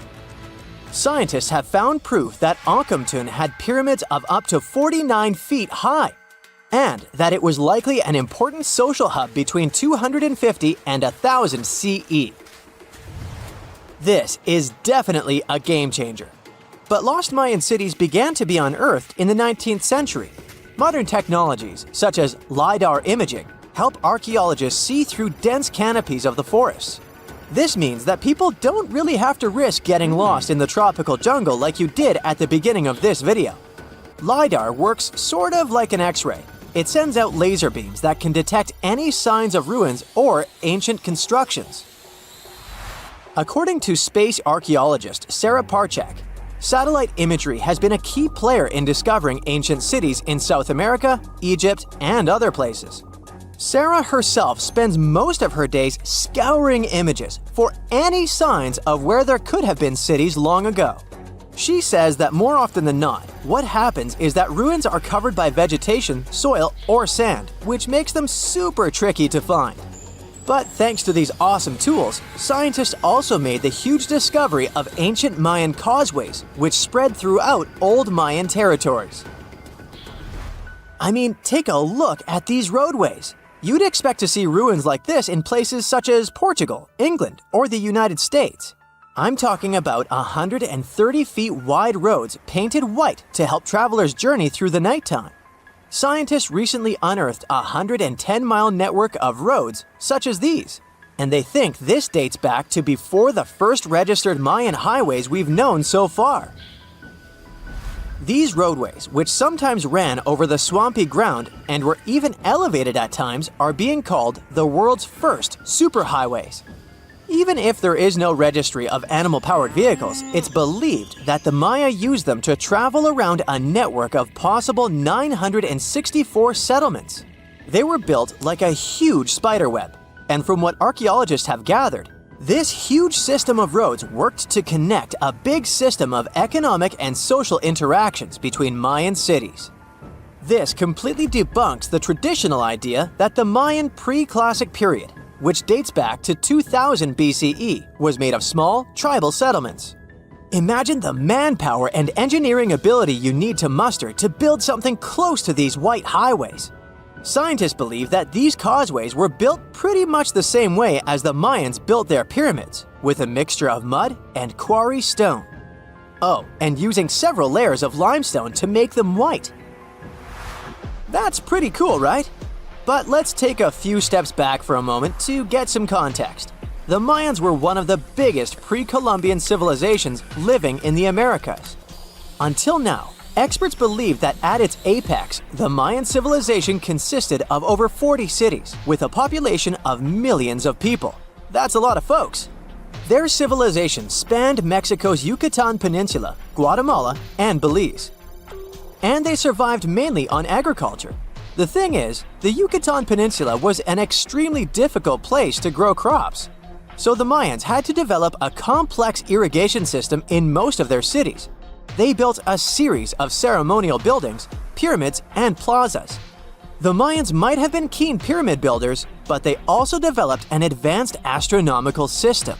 With whatever ancient technology they had, they were able to predict the exact location of planets such as Venus and Mars, as well as the exact dates of eclipses. If you've ever seen examples of ancient Mayan cities, this is Tikal. Located at the heart of the Guatemalan jungle, Tikal is believed to have been the capital of the ancient Mayan conquest state. At its height, it was comparable in importance to cities such as London or New York in today's world. It's composed of a series of complex monuments. The North Acropolis is one of Tikal's most ancient complexes of monuments. Built solely by human hands around 350 BCE, it served as the resting place of kings and chiefs.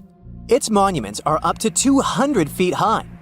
Back in the day, the step pyramid temples were painted a beautiful red. Mayans loved that color. Today, of course, you'll only see the limestone. Then there's Chichen Itza. It's got one of the best preserved pyramids on Earth to date. Located in Mexico's Yucatan state, this Mayan city is well over 1,500 years old. At its peak, it was home to 35,000 people. The site covers 4 square miles of land. The highlight is El Castillo, a tremendous step-like temple standing 80 feet above ground. Its most peculiar feature is that it has 91 steps up each of its 4 sides, including the upper platform, which makes for 365 steps, the same number of days as the solar year.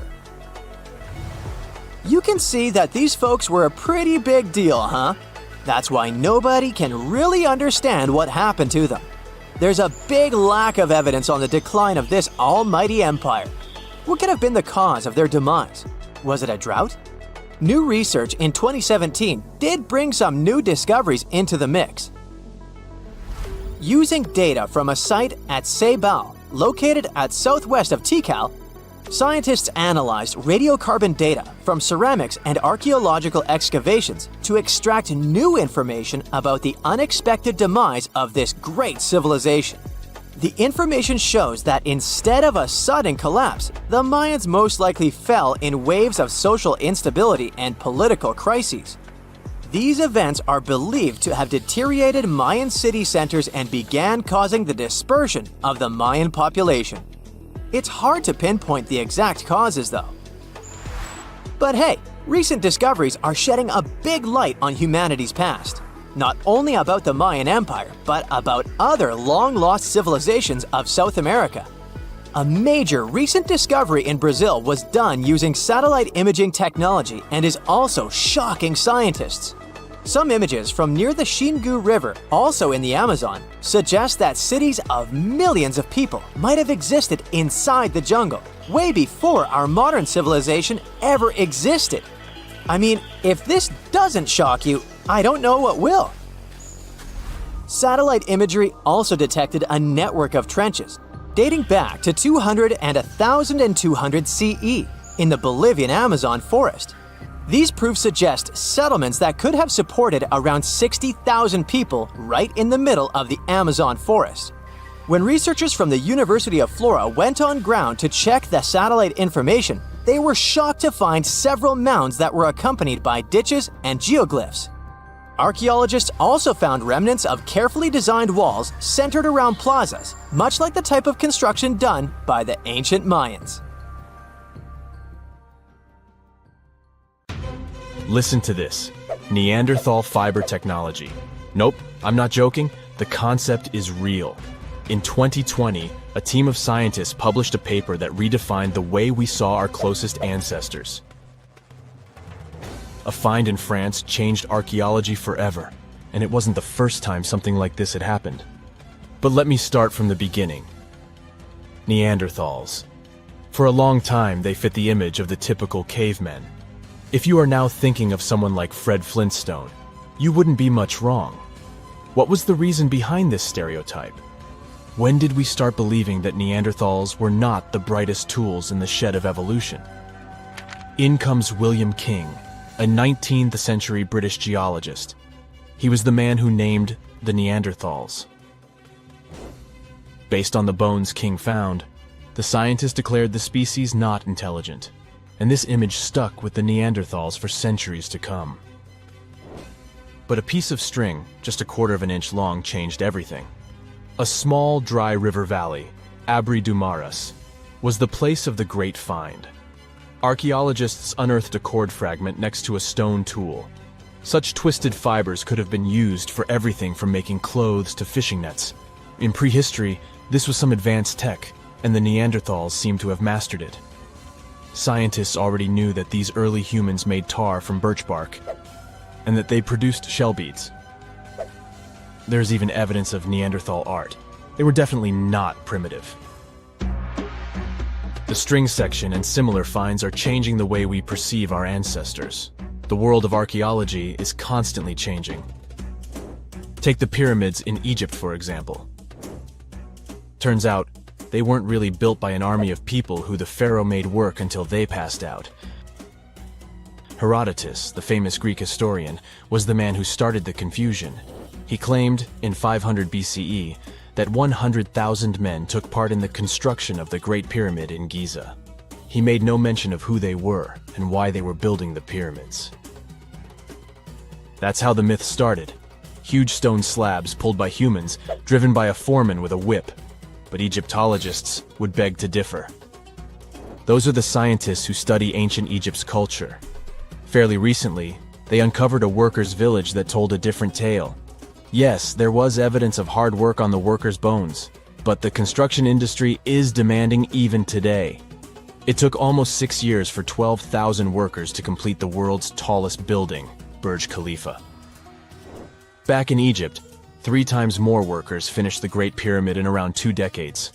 An impressive feat of ancient engineering, wouldn't you agree? Superiors looked well after the Egyptians who built the pyramids. Their diet was rich in protein. They had medical care and they got paid properly. In fact, they lived better than the non-working population. And they lived with their families near the construction site. Archaeologists know all this because they unearthed bakeries and dormitories with bread jars and other goodies. Looks like the pharaohs were okay employers after all, and the job market wasn't that terrible. They also kept detailed papyrus records of the build and hieroglyphs. You and I wouldn't stand a chance of reading these letters that resemble images. Egyptologists had the same problem. For over a millennium, no one had used this type of font. And it's not like there was an English ancient Egyptian dictionary you could open and find meanings of words. But all this changed in 1822. A couple of decades before, the French found a broken slab of black granite.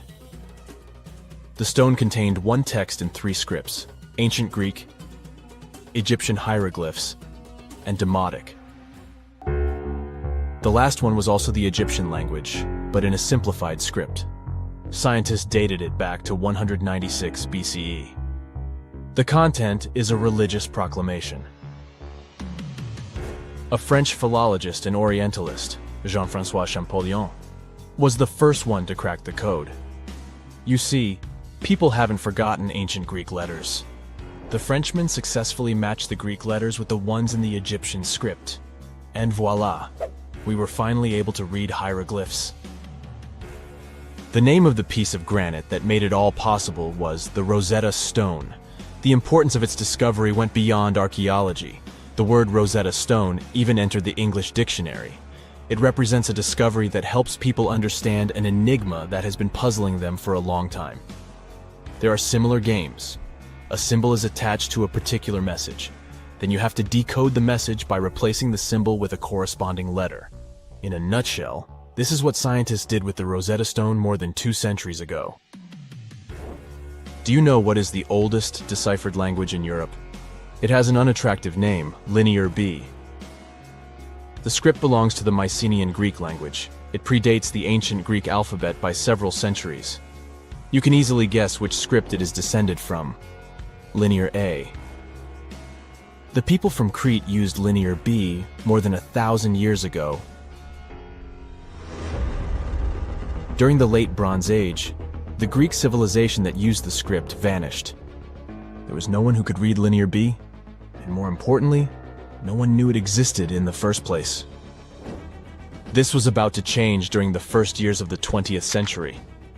A British archaeologist by the name of Sir Arthur Evans excavated a vast palace complex at Knossos, Crete, Greece.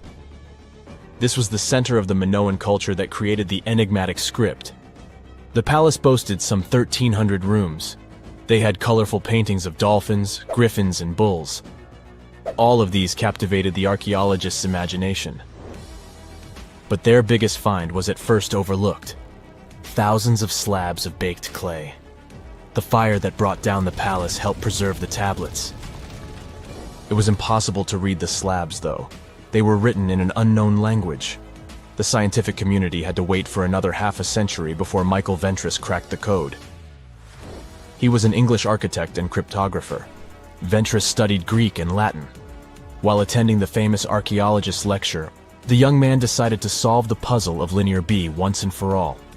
He managed to do so in 1952. One of Ventris's most amazing discoveries was that the script was an archaic form of Greek. But cryptology still hasn't solved the code of Linear A.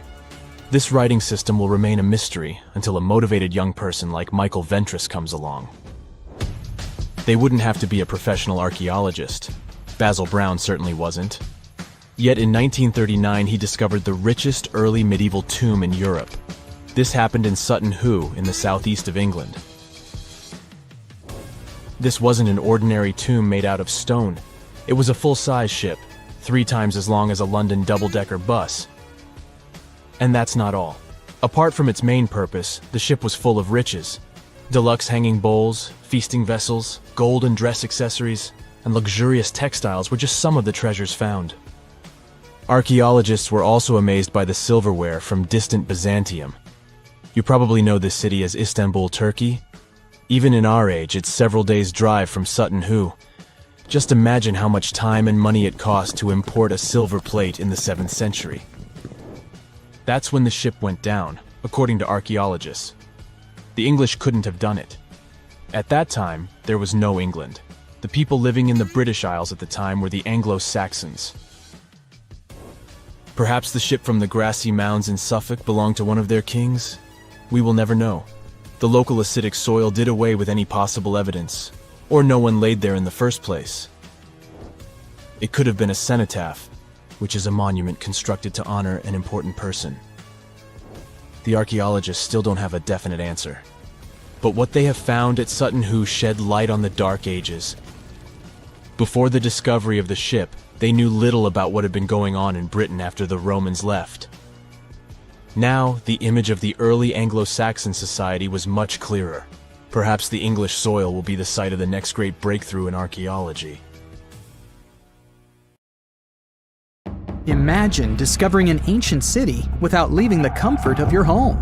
In 1963, a man in the Nevşehir province of Turkey did exactly that. He was renovating his house. He knocked down a wall in his basement and found a mysterious room. He continued digging and saw a tunnel. This is how Derinkuyu underground city was found. Derinkuyu is one of the deepest multi-level underground settlements of Cappadocia and in all of Turkey. This engineering masterpiece has 8 levels. The inhabitants living on those floors had access to cellars, storage areas, chapels, a school, a study room, and other structures. All floors are connected by an extensive network of tunnels. It's believed that the underground city was built as a shelter. You can't see the construction from the outside. Its depth is approximately 279 feet. The complex was large enough to shelter about 20,000 people, plus their livestock and food supplies. There's also a 180-foot ventilation shaft. People used it both for ventilation and as a well. The well supplied water both to the villagers living on the surface and to those hiding in the underground city. Interestingly, those living on the bottom levels were able to cut off the water supply for the upper and ground levels. This kept the water safe from potential poisoning. The place was designed for protection. The tunnels could be blocked from the inside with huge round rolling stone doors. The passageways were extremely narrow. Potential invaders had to enter the tunnels one at a time. Seems like they thought of everything in the 7th century BCE. Archaeologists believed the Phrygians were the ones who first built the levels. After them, the structure was used and enhanced in Roman times. This was when the chapels were added. The golden time of Derinkuyu, however, was during the Byzantine era. But how did these people manage to create such tunnels? Well, the rock they carved them into wasn't usual. It was soft volcanic rock.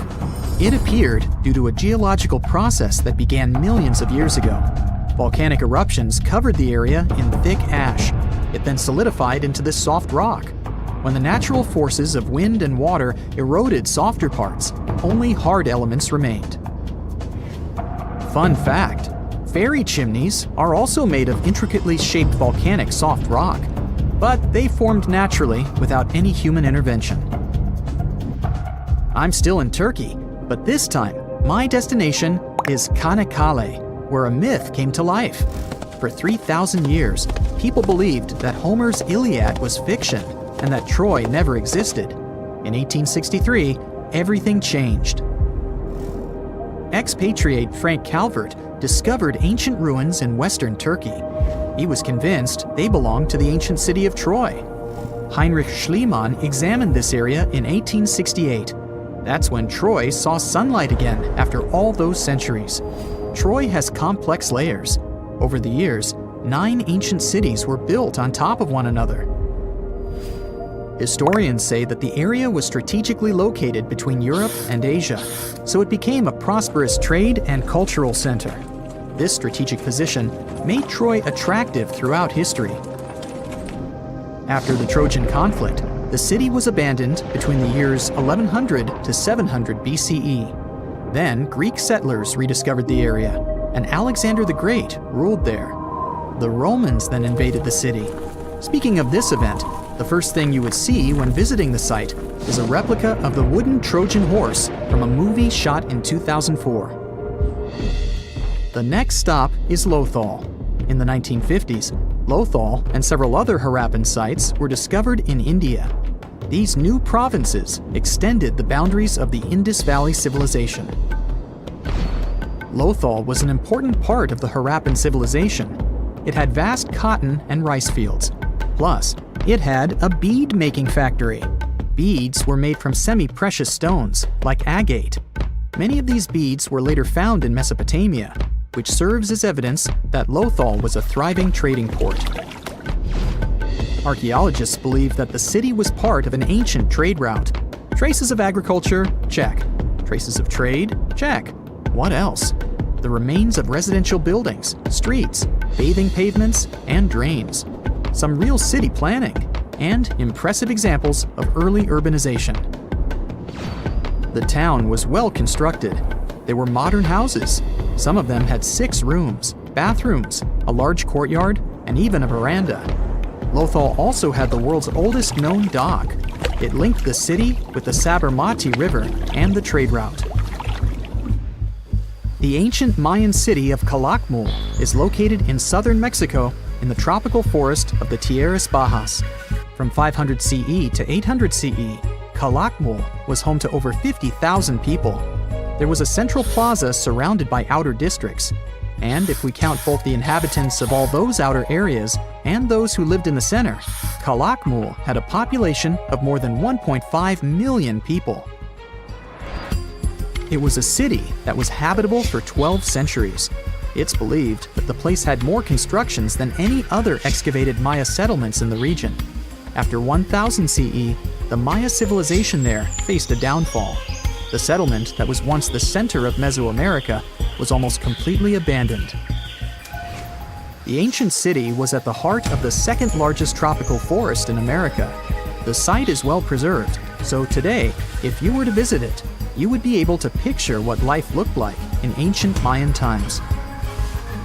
The city remains include architectural complexes and sculpted monuments, defensive systems, quarries, water management features, agricultural terraces, massive temple pyramids, and palaces, not to mention a variety of body ornaments and other accompanying objects. It proves that complex state-organized societies lived in this tropical forest. The Mayans depicted nature in their paintings, pottery, sculptures, rituals, and even food. I'm moving on to a place people thought didn't really exist. The city of Thonis Heraklion appeared only in a few inscriptions and ancient texts. Turns out, it was waiting to be discovered for thousands of years. Scientists searched the majority of the coast of Egypt. But then, archaeologist Frank Gaudio and his team detected a colossal face looking at them from under the water. The ancient city of Heraklion was discovered completely submerged 4 miles off Alexandria's coast. In the ruins of the lost city, there were 64 ships, 700 anchors, and a treasure trove of gold coins. Archaeologists consider a 16-foot-tall statue and the temple remains the most important findings discovered by the expedition. Back then, the city had ceremonies and celebrations that took place in the Temple of Amun.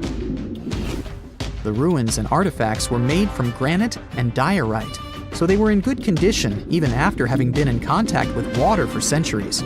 They give people a glimpse into what life was like 2,300 years ago in one of the most important trade ports of the world.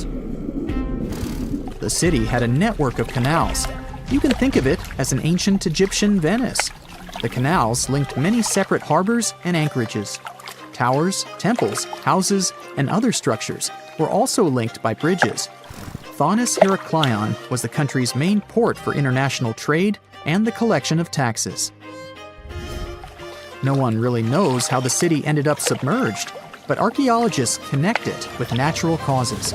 At the end of the 2nd century BCE, most probably after a flood, Heraklion got covered with water.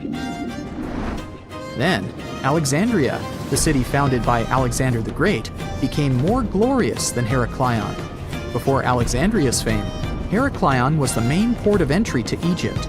So, after the disaster, many ships heading for Heraklion had to change their route and go to Alexandria. Heraklion lost its glory until its rediscovery in 1933.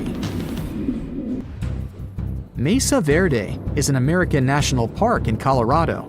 The park is the largest archaeological preserve in the U.S., with more than 5,000 sites, including 600 cliff dwellings. Mesa Verde means green table in Spanish. The name comes from the shape of the mountains in the area, with flat tops and steep sides. The park is an ancestral Puebloan archaeological site. Starting from 7500 BCE, a group of nomadic Paleo-Indians seasonally lived in Mesa Verde. They were hunters, gatherers, and crop farmers. They built the first pueblos in the region. By the end of the 12th century, the Mesa Verdeans began constructing massive cliff dwellings, which are now the best-known structures in the park. Most people know that pyramids were built as grand tombs for the pharaohs, designed to ensure they had a smooth journey to the afterlife. The Great Pyramid of Giza, for instance, was constructed for the pharaoh Khufu. But what most people don't know is that this whole pyramid building trend started right here with the step pyramid of Djoser about 4,700 years ago. This massive structure was built for Pharaoh Djoser, a ruler from Egypt's 3rd dynasty. It rises 7 layers high above the ground and stands about 200 feet tall. We think of it today as a phenomenal architectural project, but for ancient Egyptians, the step pyramid of Djoser turned out to be more like a massive experiment, a trial run, if you will, to perfect their building skills before they moved on to even more ambitious pyramids. Reaching new heights is super exciting, but the real mystery is what is going on below the ground. In this pyramid's underground labyrinth, there is a network of tunnels stretching about 3.5 miles long, and some researchers believe these tunnels might have been part of a sophisticated water system that could completely change what we think about pyramid construction. Let's talk about this massive complex located in Saqqara. Surrounding the pyramid, there's what's known as a dry moat, a continuous trench that is up to 164 feet wide and almost 2 miles long. It forms a sort of rectangular shape around the pyramid. This trench has an average depth of about 65 feet. Now, if you were to add up all the earth and rock they dug out to create this moat, it would be about 10 times the volume of the step pyramid itself. For the longest time, people just assumed this trench was nothing more than a huge quarry, a place where they dug up stone and clay to build the step pyramid. Makes sense, right? But when you take a closer look, it doesn't add up. The trench is too narrow and deep to be practical for mining, and its layout doesn't match anything we know about ancient Egyptian quarrying methods. Plus, some sections of the trench are actually covered with a rocky ceiling, which would have made it nearly impossible to use as a quarry. Another theory suggests that the dry moat had some kind of spiritual significance. Maybe it was a sacred place, where souls of nobles gathered to serve the late king in the afterlife. There are even niches in the walls that work as a hint at this spiritual function. But most researchers believe that this purpose likely developed much later, long after the complex was built for Djoser. So what was the moat really designed for? In 2020, a researcher came up with a pretty intriguing idea. It is possible that this trench was actually designed to collect and manage water, especially after heavy rainfalls. Now, that makes sense when you consider the location. The moat sits in an area that could easily have been flooded by runoff water from nearby plains. This could also explain why the trench wasn't used for new graves until much later when the climate became drier and less prone to flooding. The story becomes even more intriguing as this trench appears to be part of a larger, more complex hydraulic system within the Djoser complex. It is like the trench has several compartments, carefully carved out of the rock and connected by tunnels. These compartments likely served as a part of a water treatment system, where water would flow from one compartment to the next, getting cleaner as it moved along. Now, here is where things start to tie into the pyramid itself. The Djoser complex has a series of underground shafts, and some researchers think that water from the moat's deep trench might have been used to power a hydraulic lift system, and this giant water-powered elevator could have been used to raise the heavy stones needed to build the pyramid. It worked like a volcano, but instead of lava, water did the heavy lifting. Imagine a big deep hole in the ground at the center of the pyramid site. Inside this hole, there was a huge wooden platform, kind of like a giant raft that could move up and down. When the workers wanted to lift a heavy stone, they would fill the hole with water. As the water rose, the wooden platform started to float up, carrying the stone with it, almost like a giant water-powered elevator. When the stone reached the right height, the workers slid it off the platform and onto the pyramid. The idea is that water from the deep trench, after being cleaned and filtered, would flow into these shafts. A massive float, possibly made of wood, would then rise as the water filled the shaft, lifting the stones up to where they were needed for construction. Once the stone was in place, they'd let the water out, lowering the platform back down to the bottom, ready to lift the next stone. This fancy hydraulic lift system could have been a game changer, making the whole building process a lot faster and more efficient without using a lot of workforce. It is like the ancient Egyptians were already embracing the whole idea of work smarter, not harder. But of course, not everyone is on board with this theory. Some experts argue that the area where the step pyramid of Djoser was built couldn't have held enough water from occasional rains to maintain such a fancy hydraulic system. The main theory suggests that, in the past, there might have been some kind of lake nearby that would have filled up after a period of rain, and this lake could have supplied water to the complex's hydraulic system. But there is no mention of such a lake in any ancient Egyptian writings, so it might be more of a what-if situation than a reality. And then there's the issue of the hard work itself. Remember when I said this method could have allowed the ancient builders to raise stones with far less effort? Well, that might not be entirely true. According to some experts, just building this hydraulic device would have required a lot more heavy work than simply moving the stone blocks using good old-fashioned manpower. And let's not forget, the step pyramid of Djoser is like a baby pyramid compared to those that came later. The stones used for Djoser's pyramid weighed, on average, about 660 pounds each, which is nothing compared to the more than 2.5-ton blocks used later for the pyramid of Chephren. If this cool water lift theory gets completely ruled out, we still need to explain how this pyramid was built in the first place.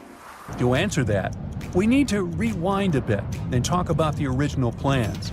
See, before Djoser's tomb became a pyramid, the idea was to construct a simple mastaba. This type of tomb was pretty common in earlier periods, a flat-roofed, rectangular structure with sloping sides. But after the original mastaba was finished, they decided to expand it a bit by adding more layers on top. And then they added even more layers, until the construction reached 6 distinctive steps, each one smaller than the previous.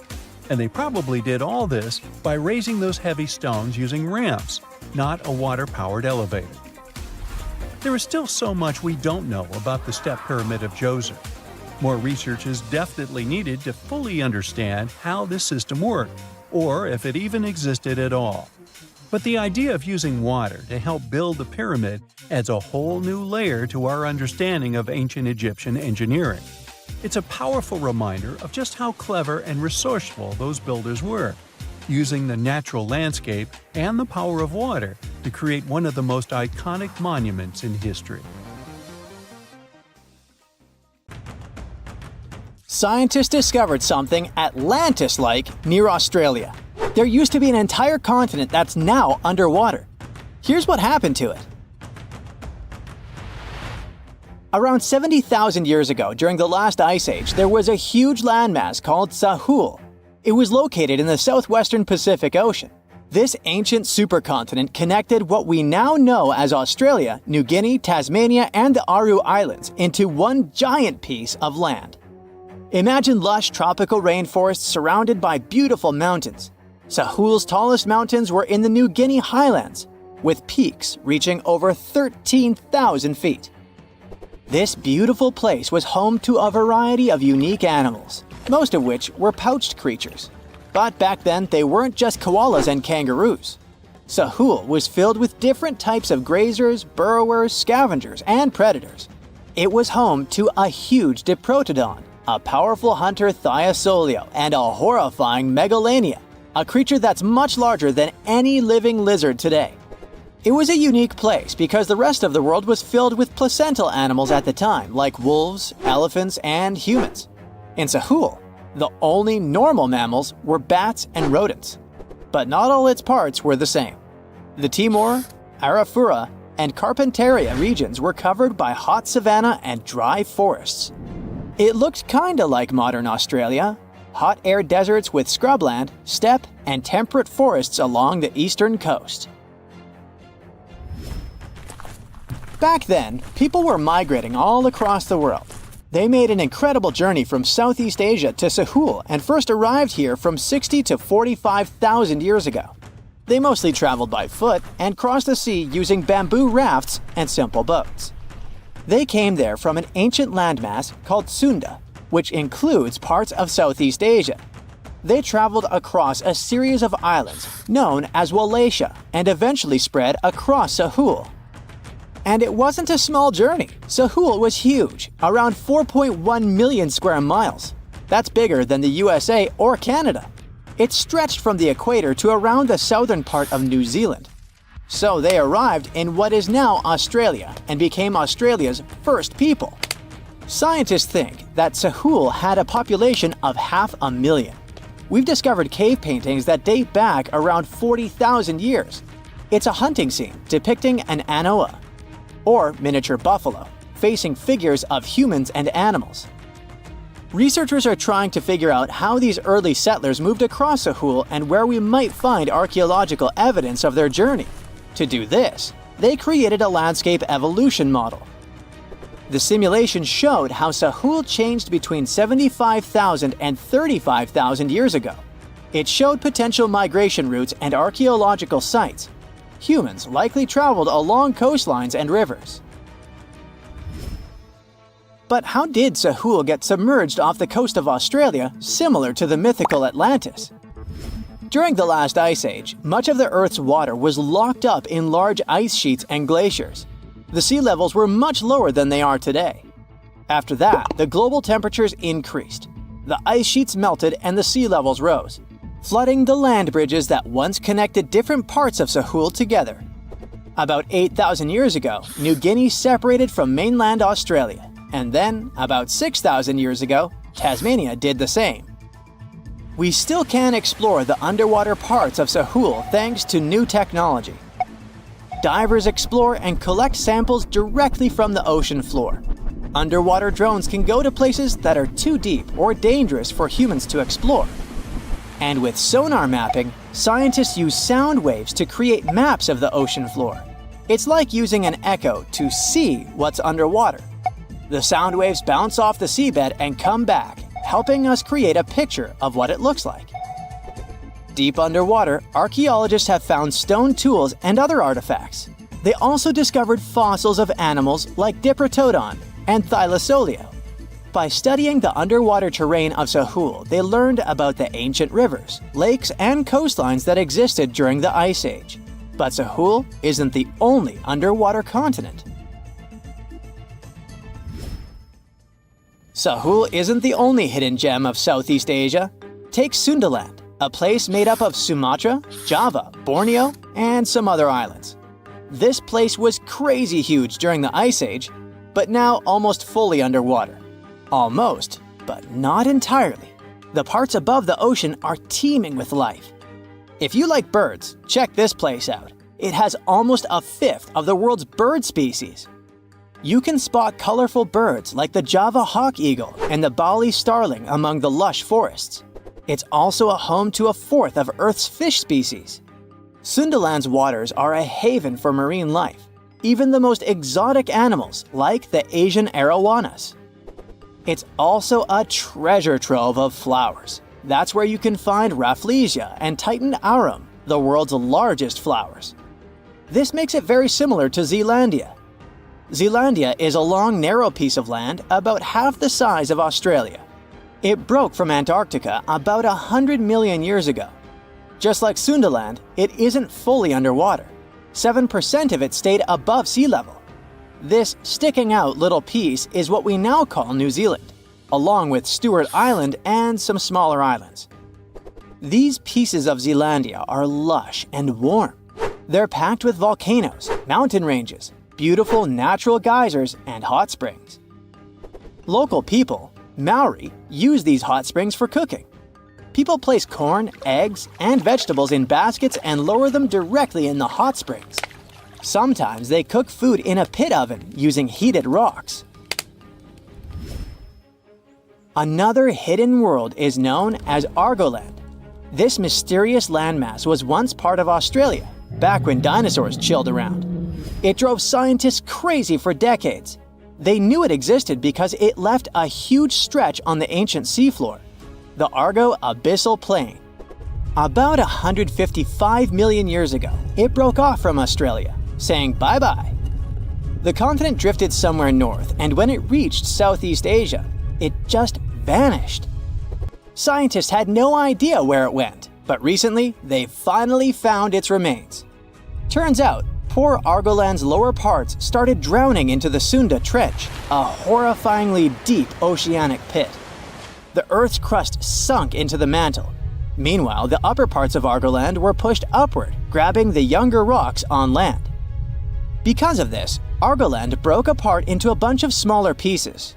These pieces formed parts of Borneo, Java, Sulawesi, and other regions. The remains are buried under Indonesia and Myanmar. Imagine a colossal landmass the size of Greenland, Greater Adria. Its journey began about 240 million years ago when it broke away from the supercontinent Gondwana. It started moving north, and after 100 million years of enjoying the warm seas, it suddenly crashed into Europe and shattered into pieces. Most of these pieces went deep into the Earth's mantle, but some were scraped off and became part of mountain ranges like the Alps. Today, the remnants of Greater Adria are scattered across more than 30 countries, from Spain to Iran. That's why they're hard to look for. Seychelles was also once part of Gondwana. Yep, these idyllic islands are sitting atop of the ancient continent. We know a lot about it because of its fascinating granite outcrops. 100 years ago, Alfred Wegener discovered continental drift, but no one believed him. These granite outcrops helped him prove that he's not crazy and that tectonic plates really are moving. The Seychelles broke off from India and Madagascar and eventually became a sad loner in the Indian Ocean. This probably happened because of some insanely active volcanoes in the Deccan Traps.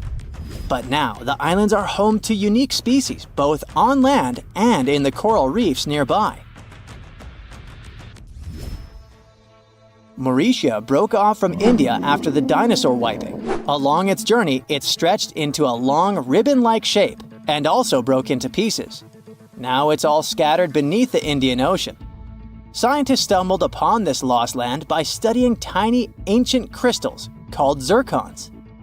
These zircons are like time capsules. They date back an astonishing 660 million to 2 billion years. That's even older than Mauritius itself. These ancient crystals hinted that there's another Atlantis somewhere nearby. Turns out there are hidden continents all around the world, and maybe we'll discover more of them in the future. You run through the night forest for more than an hour. You're even faster than a cheetah. You're not tired or cold. You hear a mouse rustling in the roots of a tree and catch all the smells of the forest. With night vision, you see a bird in the night sky. You can go for months without food or water. Gills allow you to swim underwater freely. This is how evolution made humans in a parallel world. Here, they're ideal organisms prepared for anything they might meet in the wild. In our world, things are more complicated. We evolved, but didn't always get stronger. Humans only survived because they adapted and changed the world around them. A human only has 32 teeth. When they fall out, they no longer grow. But evolution doesn't stop. Our food has become softer and more nutritious. You don't need to chew it for a long time. New diet reduced the jaw and enlarged the brain. As a result, there's no room left for the 4 teeth that are closest to the joint. We call them wisdom teeth. In the future, we'll only have 28 teeth. And even today, 35% of people don't have the wisdom teeth. Homo sapiens is the only mammal to have a chin. This is the protrusion along the lower edge of the jawbone. Even our relatives, gorillas and chimpanzees, have their jaws slanted inward. Anthropologists think that the chin is a result of reduction of human face. Perhaps in the past, the chin supported our powerful jaw and enhanced our strength. Over millions of years, the face has shrunk, but the chin has remained. Put your hand on a flat surface. Connect your ring finger and thumb. Bend your wrist, and you'll see the palmaris longus.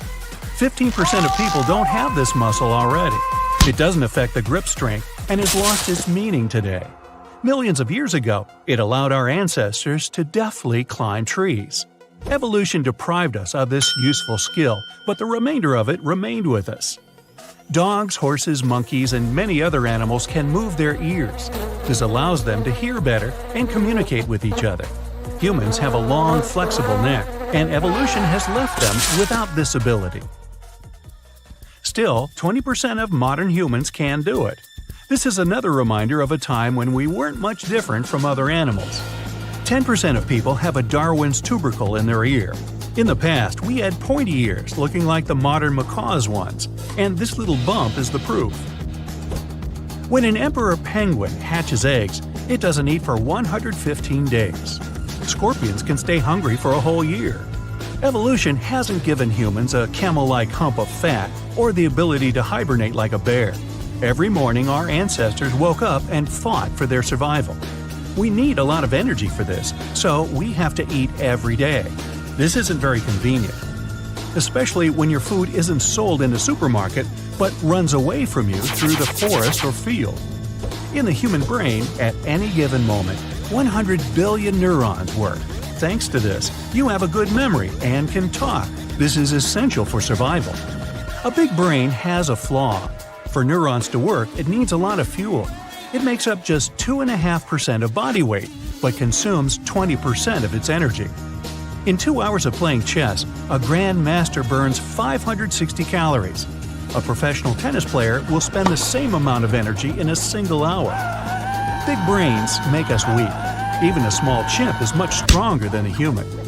Why do you need muscles if you no longer swing from branches?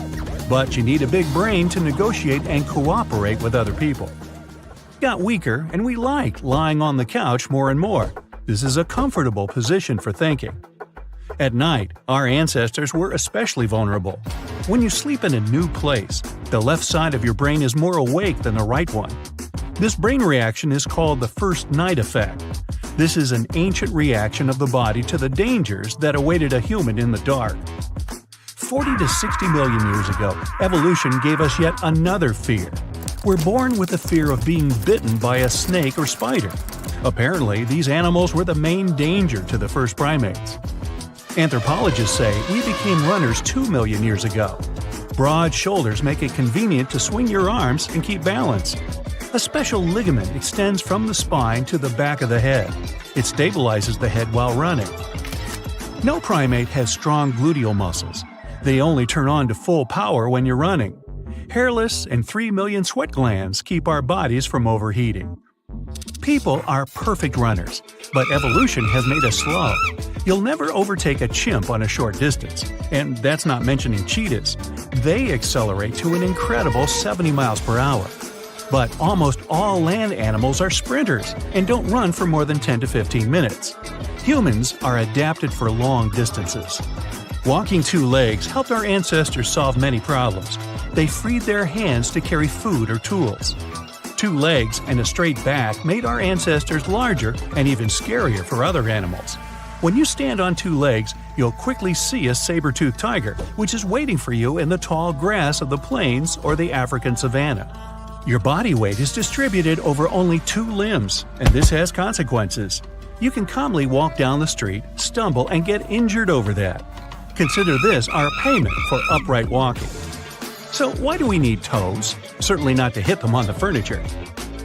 When our ancestors lived in the trees, toes helped them cling to branches. Imagine you can work at the computer, draw pictures, or cook scrambled eggs, all with your feet. Cool, but good old evolution has deprived us of this skill. Today, we're not sitting in the trees, but our feet remain flexible. Come to think of it, hooves would be more suitable for us. They're durable and don't need shoes. But until we evolve again, our feet remain fragile. Either of them has 26 bones. This doesn't make our walking or running any safer. You go to the cinema, take your popcorn basket, and start munching on it in anticipation of a great couple of hours. But then you start choking. Those few minutes of coughing and involuntary tears seem to last forever. The human is the only mammal that can choke on its food. We can't eat and breathe at the same time. The reason for this is the structure of our vocal apparatus. Your larynx is down below, thanks to which you can talk, but not while eating. Goosebumps, horripilation, gooseflesh, these are the names of the reflex that makes your skin not smooth but bumpy. This happens when you're cold or scared. Greetings from the Stone Age. Our ancestors were covered in thick hair. When they got scared, the hair follicles rose. This made them large and menacing for other animals. This natural reaction warmed the body as the air grew colder. The body of modern people no longer has long and thick hair. But if that movie is really scary, or you forgot your jacket in the evening, goosebumps still appear. Bears, hedgehogs, bats, some turtles, fish, and insects. All these creatures have one thing in common: they hibernate. Scientists claim that our ancestors were also on this list. In a cave in the north of Spain, researchers found fossilized bones of ancient people. The analysis showed that 500,000 years ago, humans could spend several months hibernating, similar to bears. Thanks to this, they survived Ice Age. Wow, how I miss this skill. Our eyes allow us to see dust in the air and huge mountains on the horizon. We see the world in color and recognize each other's faces. And when it gets darker, our vision quickly adapts to new conditions. But we don't see well in the dark. Evolution hasn't given us the sight of a tarsier. This primate is the size of a baseball and can see perfectly in the dark. Tarsiers could easily catch a beetle flying through the night forest. Still, I wouldn't want my eyes to take up most of my face, and beetles are actually not among my favorite after-dark snacks. How about you? In November 1922, a boy walked through the desert mountains of Egypt and discovered some ancient steps carved into the rock. Subsequently, this find became one of the world's largest and most significant archaeological discoveries. This step was part of Tutankhamun's untouched tomb. Archaeologists found about 5,000 ancient objects, including jewelry, fabrics, painted vases, and funeral masks. You've probably seen one of them. It has become one of the most recognizable attributes of ancient Egypt. More than 100 years have passed since then, and now humanity has finally become close to another large-scale discovery: the tomb of Cleopatra. This queen was the last active ruler of the Ptolemaic Kingdom of Egypt, who sat on the throne from 51 to 30 BCE. There are many ancient records about Cleopatra, her reign, and her unusual personality, but until now, no one has discovered the secrets about her passing away in the burial place. So, one archaeologist, Dr. Kathleen Martinez, has been studying ancient records and temples around Alexandria for decades, and concluded that the tomb of the queen should be located under the ancient city of Taposiris Magna, founded in 280 BCE. It was a big city on the northern coast of Egypt, where tens of thousands of people were engaged in trade and industry, and it seems that Dr. Martinez's guesses turned out to be correct. She and a group of archaeologists have discovered a secret underground tunnel near Alexandria, with a length of about 0.8 miles. It was cut into the rock under Taposiris Magna's temple. During further excavations, they found many things that indicate Cleopatra's tomb lies in the tunnel's depths. It's also possible that she is buried there together with the Roman commander, Mark Antony. According to ancient records, Cleopatra and Mark Antony loved each other and together opposed the Roman Senate, which declared Antony a traitor.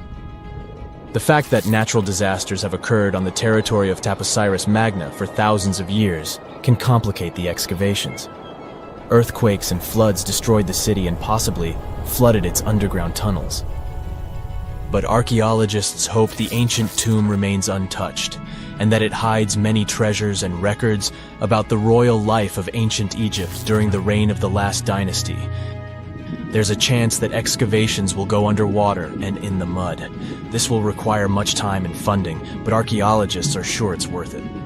Anyway, it's too early to say that Cleopatra is really buried there, but scientists have found many things in the tunnel that confirm this, including clay pots, dozens of coins with the image of Cleopatra and Alexander the Great, as well as a bust with the image of the Egyptian queen. Cleopatra is still one of the most popular personalities in Egypt, on an equal footing with Ramesses III and Tutankhamun. She inspired many films, paintings, and books, but what made her so popular? She became famous for her inconsistency. She was a beautiful, intelligent ruler who pulled Egypt out of the crisis and made it a prosperous power. Medieval Arabic texts say she knew chemistry, mathematics, and philosophy, and may have written several scientific books. She knew several languages and had excellent diplomatic skills. At the same time, there are many legends that she was a femme fatale who drove many men crazy. However, there's no evidence that her beauty was incomparable. The image of a stunning model was created by Hollywood when it made several films where famous actresses performed the role of Cleopatra. And the Roman Emperor Octavian, the adopted son of Julius Caesar, specially created the image of Cleopatra as an insidious seductress because he was her enemy. Even though she was born in Egypt, Cleopatra wasn't an Egyptian. Her ancestors were Greeks, among whom was one of the generals of Alexander the Great. However, the people of Egypt loved her. She learned the language and was very sensitive to the traditions of this country. She knew the history, mentality, and customs of ancient Egypt well. She raised the level of its economy and strengthened its status as a world power. Much of this was made possible thanks to her cunning and impressiveness. She loved theatrical performances and lavish celebrations. She knew how to surprise people and put on a show. But behind the exterior image of a luxury lover was an intelligent and calculating ruler. Ancient Egypt was a rich, luxurious country, and Cleopatra did everything to increase its wealth and strengthen its position in the international arena. For example, she was once in conflict with her brother Ptolemy XIII Odd. The queen knew that she wouldn't be able to resist him, so she decided to attract Julius Caesar to their side. The Roman emperor arrived in Alexandria, where Cleopatra wanted to meet him, but Ptolemy knew about her plans and was about to prevent her from coming to Caesar. Then, instead of a rich and noisy arrival, Cleopatra decided to make her visit inconspicuous. She wrapped herself in a carpet or linen bag the emperor's servants carried into Caesar's private chambers. Cleopatra emerged from the carpet and impressed the Roman emperor with her beauty and determination. As a result, they fell in love with each other and became close allies. After some time, she impressed another influential Roman for diplomatic purposes. She arrived to meet Mark Antony on a golden barge with purple sails and silver oars. Cleopatra was dressed in the image of Aphrodite and sat under a magnificent canopy. Her servants dressed like cupids and were blowing her fan and burning incense. But Cleopatra created such a show for a reason. She knew that Antony revered Greek mythology and considered himself the embodiment of Dionysus. As a result, he was so impressed with this woman that he ended up marrying her. Cleopatra defended her crown, strengthened her alliance with Rome, and bore Antony 3 children. In Egypt, they threw big parties and enjoyed wealth with power. However, the relationship of a high-ranking official with the Egyptian queen caused a scandal in Rome. Octavian was Antony's primary opponent in the struggle for power, so he exploited the situation to darken the competitor's reputation. He used propaganda to make Cleopatra an insidious seductress in the eyes of Roman citizens. He accused Antony of succumbing to her charms. The Roman Senate supported Octavian and declared Cleopatra an enemy. In 33 BCE, this conflict reached a high point when Antony's navy clashed with Octavian's fleet. The latter won and forced his enemy to flee to Egypt with Cleopatra. According to some records, they took refuge near Alexandria. Pursued by the Romans, they hid in one of Cleopatra's palaces and met their end. Some legends say that Cleopatra was an expert in poisons. She provoked a venomous snake, a viper or an Egyptian cobra, to bite her. Also, according to another legend, she pricked herself with a poisonous needle. There's a theory that Cleopatra always carried an ampule with poison inside her hairbrush. And when she was cornered, she soaked the needle with this poison and pricked herself. None of this can be said for sure. Scientists are still trying to find out the truth. Perhaps when they reach Cleopatra's tomb, the world will get more answers about her tragic fate. She is considered the last ruler of Egypt. After her passing, Octavian plundered her palaces and temples and returned to Rome, where he became the main emperor. He successfully ruled the country and expanded its borders. His reign ended when he turned 75. World history would have looked different if Cleopatra and Mark Antony hadn't lost that naval battle. By the way, did you know that more time has passed between Cleopatra's reign and Neil Armstrong's flight to the moon than between the reign of the Egyptian queen and the construction of the Great Pyramid of Giza? Armstrong took a step on the Earth satellite in 1969, 38 years after the birth of Cleopatra. And the construction of the pyramid took place in 2560 BCE. Imagine how long the history of ancient Egypt is. Cleopatra is closer to us in time than to the pyramids. The ancient Indian texts mention beautifully decorated chariots or entire palaces called vimanas that could take off and, in a matter of seconds, fly away as far as space. Some people believe these vimanas only existed in Indian mythology, but it's also possible that they were based on a real technology that had been lost over the centuries. According to the Vedas, ancient Indian religious texts, there was the elephant vimana with several engines and many other types named after animals and birds. There was one for local travel, one for visiting different countries, and one for traveling to the moon and various planets. They could develop a great speed. One vimana had the superpower of invisibility. Another one was shaped like a sphere and was built on the winds produced by Mercury. This vimana was said to generate an enormous ray like the sun and make noise like the storm's thunder. All the vimanas were unbreakable and perfect for attacks on foes. Now, to operate a vimana, you'd need to know a lot of stuff, pretty much like today's airplane pilots. 32 secrets in total. They'd cover the aircraft structure and the secrets of taking off and maneuvering without crashing. That's a good thing. The pilot was also expected to know how to be seen and unseen, how to be hidden, how to be quick, how to manage contractions and expansion, and many other tricks. To hide the flying machine from foes, the pilot was instructed to move to the 8th atmospheric layer above the Earth and use the power of dark solar rays. This instruction might sound a bit weird, but there were others, more realistic ones, which still make sense in modern aeronautics. There are sections of ancient texts on the vimanas that focus on details like flight paths, pilot training, navigation, and even suitable clothes for pilots and recommended food for long flights. There was also a lot of technical detail about the use of heat-absorbing metals, the metals utilized, and melting points. The supporters of the theory that the vimanas were more than just myths are sure that the ancient Indians would unlikely go into all these details just for a beautiful story. So, the flying palaces might have been real and way ahead of their time, like many other great Indian inventions. Back in the 6th century BCE, an Indian physician named Sushruta basically wrote the original guide to medicine and surgery. They even called him the father of surgery for his work. Sushruta laid down the details on hundreds of medicinal plants and described complex surgical procedures. He gave instructions on nose reconstructions and skin transplants from one part of the body to another. The original method of rhinoplasty, which involved taking a piece of skin from the forehead to reconstruct the nose, is still used today. But back then, it had a slightly different purpose than surprising your followers on social media. Those nose jobs helped out folks who had lost their noses as punishment for crimes or in fights. Now, you gotta thank an ancient Indian math prodigy for the invention of zero.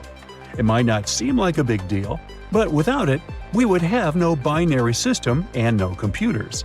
People before the 5th century CE were only thinking about some sort of a sign to indicate nothing.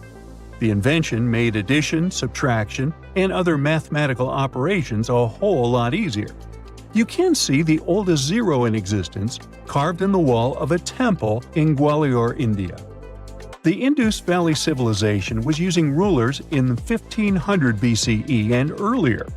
Made from ivory, these rulers were found during excavations in what is present-day Pakistan and northwestern India. They were widely used in architecture with amazing accuracy. They had units corresponding to slightly over 1 inch that were marked with precise subdivisions within 5/1000ths of an inch. The next invention is more of a concept than a physical item.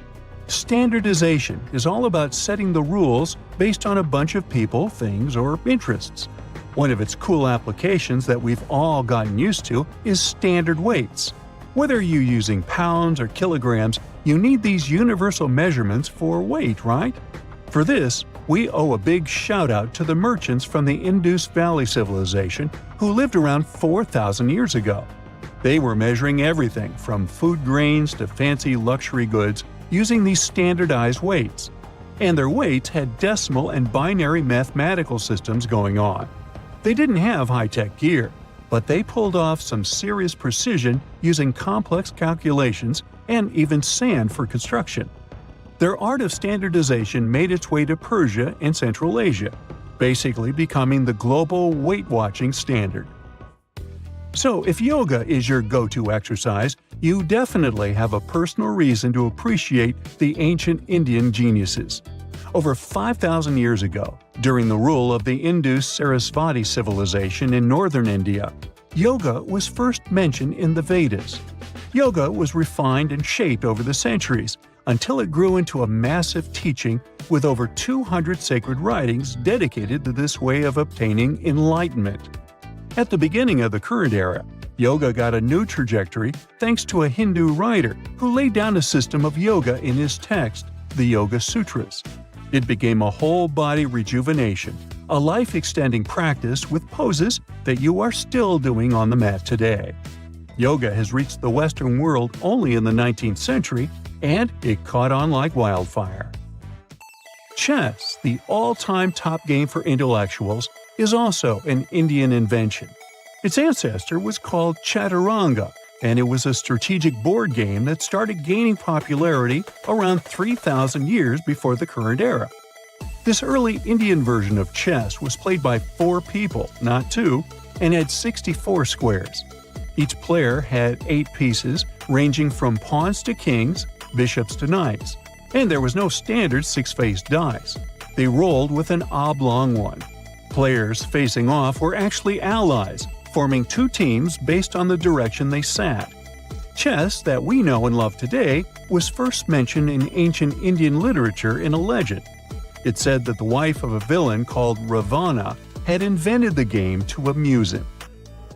Now, the word shampoo comes from the Hindi word, which means to soothe or knead. The substance was invented in India in 1762 and was originally used for head massages, hence the name. The first shampoo was made of natural oils and herbs. British traders fell in love with the idea and brought it back with them to England. It took years for the original head massage oil to evolve into shampoo as we know it today, but it's still an Indian invention. Unlike the ancient Greeks, who wore animal skins, the Indians started cultivating cotton back in the 5th and 4th centuries before the current era. They used cotton threads to produce fabrics that soon became a huge hit in the Mediterranean and beyond. Jute and wool also have their origins in India. Cashmere, the finest and most exclusive type of wool, actually comes from the Kashmir region of India. Buttons that sit proudly on that cashmere cardigan of yours also have ancient Indian origins. Some 5,000 years ago, the Indus Valley Civilization started cutting seashells into geometric shapes with tiny holes in them. First, they were just decorations, but then people started using them to fasten clothes. Now, when you think about radio communication pioneers, Marconi's name usually steals the spotlight. He got a Nobel Prize in Physics in 1909 for his groundbreaking radio work. But there's an unsung hero in the radio waves game, and his name is Sir Jagdish Chandra Bose. He spilled the beans on radio communication way back in 1895. He shot an electromagnetic wave across 75 feet at the town hall in Calcutta, and it went through walls, rang a bell, and even set off some gunpowder. Marconi took a page from Bose's book, using his invention, the Mercury Coherer, as a blueprint for his own two-way radio. Bose didn't patent his genius creation, so he only got his credit a century later. Let's take a walk down memory lane, back to the earliest days of human history when our ancestors walked the earth as nomadic tribes. Consider for a moment what life must have been like for those with impaired vision. For those lucky enough to have only minor sight issues, they could probably navigate their way around without too much difficulty. But for those with severe vision problems, the challenges were formidable. Their productivity and usefulness to their tribe could be greatly compromised, potentially leading to their abandonment. As we settled down and formed communities, the way we treated each other began to shift, and we started to look at those with severe sight issues with a bit more kindness and empathy. However, without the scientific knowledge that we have today, there was limited capacity to provide support. Before glasses were available, those with minor vision problems like nearsightedness were probably not that affected. While their vision impairments might have made certain tasks like hunting or spotting threats more difficult, these individuals could still contribute to the survival of their tribe and therefore were generally accepted by their peers. Over time, as vision progressively worsened, many people learned to adapt. The gradual decline in their eyesight over several years may not have even been noticeable to them, so they developed coping mechanisms, like relying more heavily on their other senses. It's also worth noting that precise vision wasn't as essential then as it is now. For a huge chunk of our history, literacy rates were low, often around 20% or less, and formal education was not essential for most jobs. As such, vision problems did not necessarily affect an individual's ability to work or learn. Most people were not expected to perform tasks that required exceptional eyesight. So, they could get by as long as they could carry out their tasks, which would often be in the form of physical work. It may seem harsh by today's standards, but if your sight was good enough to work on, say, a field, you could at least secure food and income. Fast forward to the 13th century, when the first glimmers of what we would recognize today as eyeglasses began to appear. These early versions of spectacles were fundamentally just magnifying glasses, only serving to help with reading tasks. As the centuries rolled by, glasses grew more complex and began to resemble what we recognize today around the 17th and 18th centuries. Now, let's look at the interesting history of eyeglasses for a bit. Their journey to completion took several centuries, dotted with countless visionaries and their inventive ideas. However, the mystery behind who invented wearable glasses remains unsolved. We do know that our ancient friends, the Romans, were the first ones to unravel the magic of glass and its power to magnify tiny text, giving birth to many magnifying glasses. Fast forward to Italy in the 13th century, where we meet the earliest wearable glasses in recorded history. These had rudimentary lenses crafted by skilled glassblowers, which were popped into frames made of wood, leather, or sometimes even animal horn, and held up to the face or balanced on the nose. As the tech improved during the Renaissance, these contraptions became more common. How do we know these glasses existed, you ask? Well, thanks to art. Paintings from the early Renaissance period often portray scholars with handheld frames or eyeglasses perched on their noses. Based on rudimentary vision tests, the Italian glassblowers fashioned lenses of varying thicknesses. As their popularity soared, these eyeglasses began their journey from Italy to the rest of Europe, becoming a luxury accessory available to those who could afford them.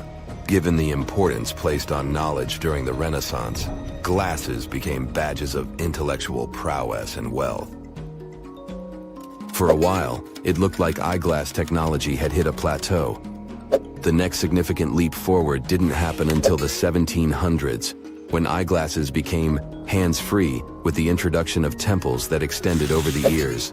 One of the most notable examples of these modern glasses is the Martin's Margins, designed by inventor Benjamin Martin. Today, these glasses are highly sought after by collectors, but they were the trailblazers in the quest for more accurate and thinner lenses held together by robust frames. Once glasses graduated to being over the ear, their evolution seemed to pick up the pace. Even Benjamin Franklin contributed to this rapid development by inventing the bifocal lens, a nifty solution for those juggling near and far-sighted vision issues. He ingeniously sliced two lenses and merged them into one frame. Around the same time, scissor spectacles gained popularity. These were essentially pocket-friendly glasses, foldable like a pair of scissors, and perfect for those moments when you needed a quick peek at something important.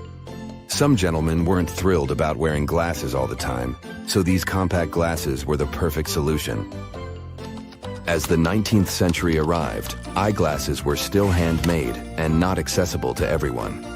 But thanks to the upcoming Industrial Revolution, mass production of both frames and lenses were on the horizon, making it easier for hardworking folks to correct their vision. The early 1800s also witnessed the introduction of unique cylindrical lenses designed to correct astigmatism. In the 20th century, eyeglasses began to morph from a vision necessity to a fashion accessory. An array of frames with different shapes, materials, and colors started flooding the market, allowing wearers to select glasses that complemented their face shape, eye color, or even their outfit. Take Theodore Roosevelt, for instance. He rocked glasses with no earpieces that stayed put with a nose clip. Although these fell out of style as they became associated with the older generation, they were quite the rage back in the day. The real game changer was the advent of sturdy plastics. Frames no longer had to rely on wood, metal, or horn. Plastic could be molded into an assortment of shapes and sizes. The 20th century was also when we witnessed the rise of sunglasses. While the idea was born in Asia during the 12th century, they were originally intended to mask the expressions of judges in court, not to improve vision or shield from the sun. Several manufacturers played around with colored lenses, but not for protective reasons. Soon enough, though, tinted sunglasses became popular for light sensitivity due to certain medical conditions. This trend caught on quickly, and by the end of the 1920s, sunglasses were being mass-produced not just for sun protection, but also to reduce glare. The 80s brought us plastic lenses, which were less prone to breaking and could be made lighter and thinner than their glass counterparts. And the innovation didn't stop there. Today, we have glasses with protective coatings that reduce glare and block harmful UV light. Fascinating as this may have been, another interesting discovery has to do with the percentage of people affected by vision issues. Some studies suggest that short-sightedness or myopia wasn't as widespread in the past as it is today. Truth is, we've seen a skyrocketing number of folks diagnosed with this condition. Projections even suggest that by 2050, every second person on the planet might be myopic. One particular study brought to light that myopia now impacts more than double the number of kids in the UK compared to the 60s. Also, in some parts of Asia, the situation is even more pronounced. While doctors and researchers worldwide are trying to figure out the root cause of this problem, some label it as nothing short of an epidemic. The theories are many, with some pointing the finger at genetics or the surge in time spent glued to screens and buried in books. But then there are other scientists who've noticed a link between children who play less outside and the likelihood of developing myopia. Regardless of what's fueling this situation, it's fair to say that myopia probably didn't impact as many folks in the days of old as it does today. The relatively recent invention of glasses for nearsightedness suggests that it wasn't such a pressing issue in the past. Maybe people found ways to adjust their lifestyles to manage their short-sightedness better? Or perhaps there was a greater emphasis on matching jobs to people's visual abilities instead of hunting for tech solutions to level the playing field. Tunnels, metro, underground systems, and even secret passageways to the houses of the rich and famous. Why else do we need tunnels, you may wonder? To hide. Many cities have underground tunnels and even underground doppelgangers. Now let's make it clear. Those passages are normally not connected, contrary to the popular rumor claiming that it was possible to get from Scotland to Turkey using underground passageways built around 5,000 years ago. I mean, it sounds insane even today. Imagine building it back in the day. These tunnels have an official name, the Erdstall Tunnels, and they were most likely built in the Middle Ages. However, we still don't have the exact information about the date. The highest concentration of those tunnels are in Bavaria, Germany, but there are many of them in Great Britain and France too. Erdstall tunnels, a unique type of earthen passage found globally, are characterized by their narrow, oval-shaped corridors and tight choke points, known as schlups, or slip-outs.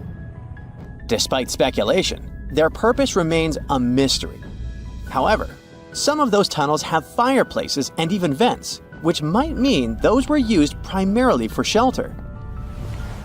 Dating back to the Middle Ages, possibly as early as the 12th century, Erdstall tunnels lack archaeological signs and historical records, so it's not a surprise that there are many rumors about their use.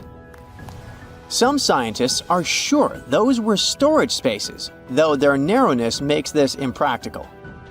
Another idea is that they provided hiding spots for farmers during tribal raids. However, their single entry point raises doubts about their effectiveness in evading threats. Now, if you're feeling like Indiana Jones and want to venture into those tunnels, you're in luck. A few structures, like the Erdstall Radkobluken in Austria, welcome visitors to explore these enigmatic structures. Most of them are closed to the public eye, though. The origins of Erdstall tunnels remain largely unknown, just like their real functions. And if you think, hey, it's the 21st century here, we can study pretty much everything, well, you're wrong. What makes these tunnels hard to study are the tight confines. Traditional surveying methods often prove inadequate in such spaces. To solve this problem, scientists use a handheld device that integrates an RGB camera, a gyroscope, and high-resolution depth sensors, allowing them to capture intricate details of the tunnels. They also use modern techniques like 3D surveying in hopes of uncovering the true origins and purposes of those tunnels. One hypothesis even suggests they may have been poorly conceived dwellings, abandoned when their inadequacies became apparent. Still, not everyone quite agrees with this idea. Other theories suggest they served spiritual purposes, while the most intriguing idea speculates that those tunnels may be remnants of extraterrestrial civilizations. Experts believe they may have been used for practical matters, such as granaries or hiding spots from looters. As we don't have exact info on who built it and when, it may be pretty much anyone, even a sloth. Nope, I'm not a lunatic. Sloths can build giant tunnels. Check this out. In 2009, a farmer in southern Brazil was driving his tractor through a cornfield when it suddenly sank into the ground. He quickly discovered he had broken through the top of an underground tunnel. When researchers came to investigate, they found a tunnel around 6.5 feet high and the same 6.5 feet wide, extending about 50 feet long right beneath the farmer's house. When they looked closer, they instantly saw deep claw marks on the walls. That was the proof the tunnel wasn't human-made.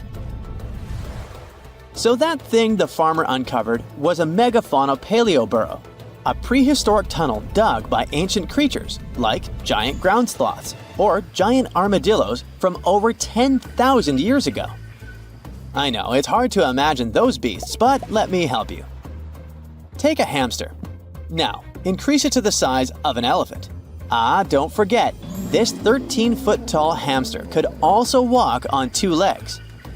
During their time, around 15 million to 10,000 years ago, many species of sloths and giant armadillos roamed the Americas, some even digging similar tunnels. Today, many of these tunnels are filled with sediment, though some remain clear, similar to the one the farmer discovered. This 2009 find sparked significant interest, leading to the discovery of over 1,500 paleoburrows across southern Brazil, making it the era with the highest concentration of such sites worldwide. But no one knows exactly why there are so many of them in southern Brazil. While some paleoburrows exist throughout South America, none have been found in North America, which is weird since those huge sloths roamed the entire continent. The exact purpose of these large tunnels remains a mystery, but scientists believe they may have served as nursing spaces, temperature regulation, or hibernation areas. Tunnels likely developed over centuries as successive generations of sloths and armadillos expanded them. Now, let's take a look at fugus. No, not the Japanese fatal delicacy, and no, not a town in New Guinea. To see them, we gotta travel to the UK. So fugus are underground structures too, but they don't look exactly like tunnels. They are dry stone structures. They look as if a cave had been decorated with stones from the inside. There are only around 15 of them found so far, and most of them are located in Cornwall. According to the estimates, those tunnels were built about 2,400 years ago, and they're still in pristine condition, which is truly fascinating. I mean, back in the day, people had no cool machinery whatsoever, yet their structures still last. And if you dare to buy an apartment today, well, chances are you won't be too happy about the quality. Going back to our fugus, there's nothing extraordinary about their supposed purpose. They could be used for spiritual purposes, as a place to hide, or a food storage. The latest application, though, is a bit weird. I guess it's not a secret for anyone that England is famous for its excessive humidity. And if you want to store your food properly, you gotta avoid the humidity at all costs. Otherwise, say welcome to mold and fungi. But ancient people weren't dull-witted at all, or they wouldn't have survived, and you and I wouldn't be around now. So they might have adapted those fugus to store just some products, those that already had natural molds in them, assisting in the preservation of perishable food, like milk, butter, and cheese.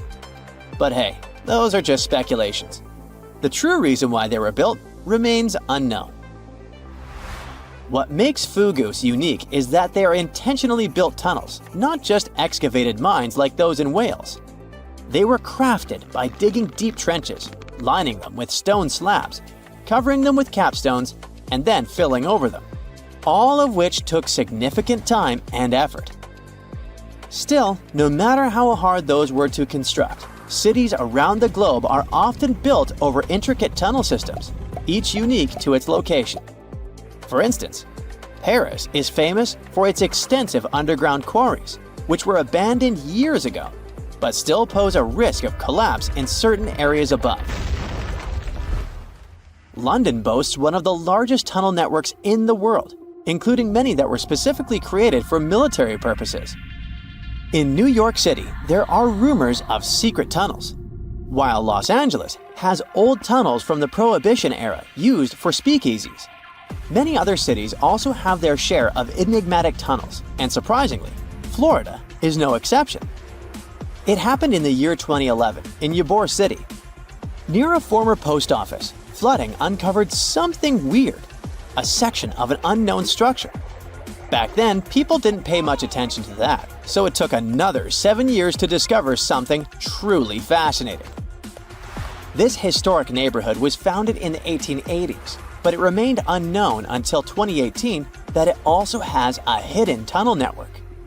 We only learned of it because of renovation work. The exact purpose, of course, is unknown, but most scientists are pretty sure that they serve to connect to early gaming spots and the port of Tampa. Figuring out how extensive the tunnel network is tricky. In 2018, a historic home in Seminole Heights revealed locked doors leading to tunnels from the 1920s. One local even said he traveled through a tunnel for 20 minutes. Rumors suggest some tunnels connect to the Hillsborough River and Ybor City. Research is ongoing, but no new info has emerged yet. Let's talk about calendars, a super important tool in human civilization. Imagine if we didn't have calendars. Chaos, right? We wouldn't know when to celebrate birthdays, be able to plan holidays, or even show up for important events. Calendars bring order to our busy lives and help us make sense of time. But here's the cool part. Humans have been using them for thousands of years. Ancient civilizations created their own unique calendars based on their needs and cultural beliefs. Some ancient calendars followed the cycles of the moon, while others focused on the movements of the sun. Some even combined the two, talk about celestial fusion. Today, we use the modern Gregorian calendar as our primary system. But did you know that alongside this trusty timekeeper, there's a whole bunch of other ancient calendars still kicking around? Yup, they're like old friends that we can't let go of. They help us celebrate cultural festivals, plan religious observances, and connect with our roots. So let's visit some famous ones. Buckle up. First stop, the Mayan calendar. These ancient Mesoamericans were serious about time.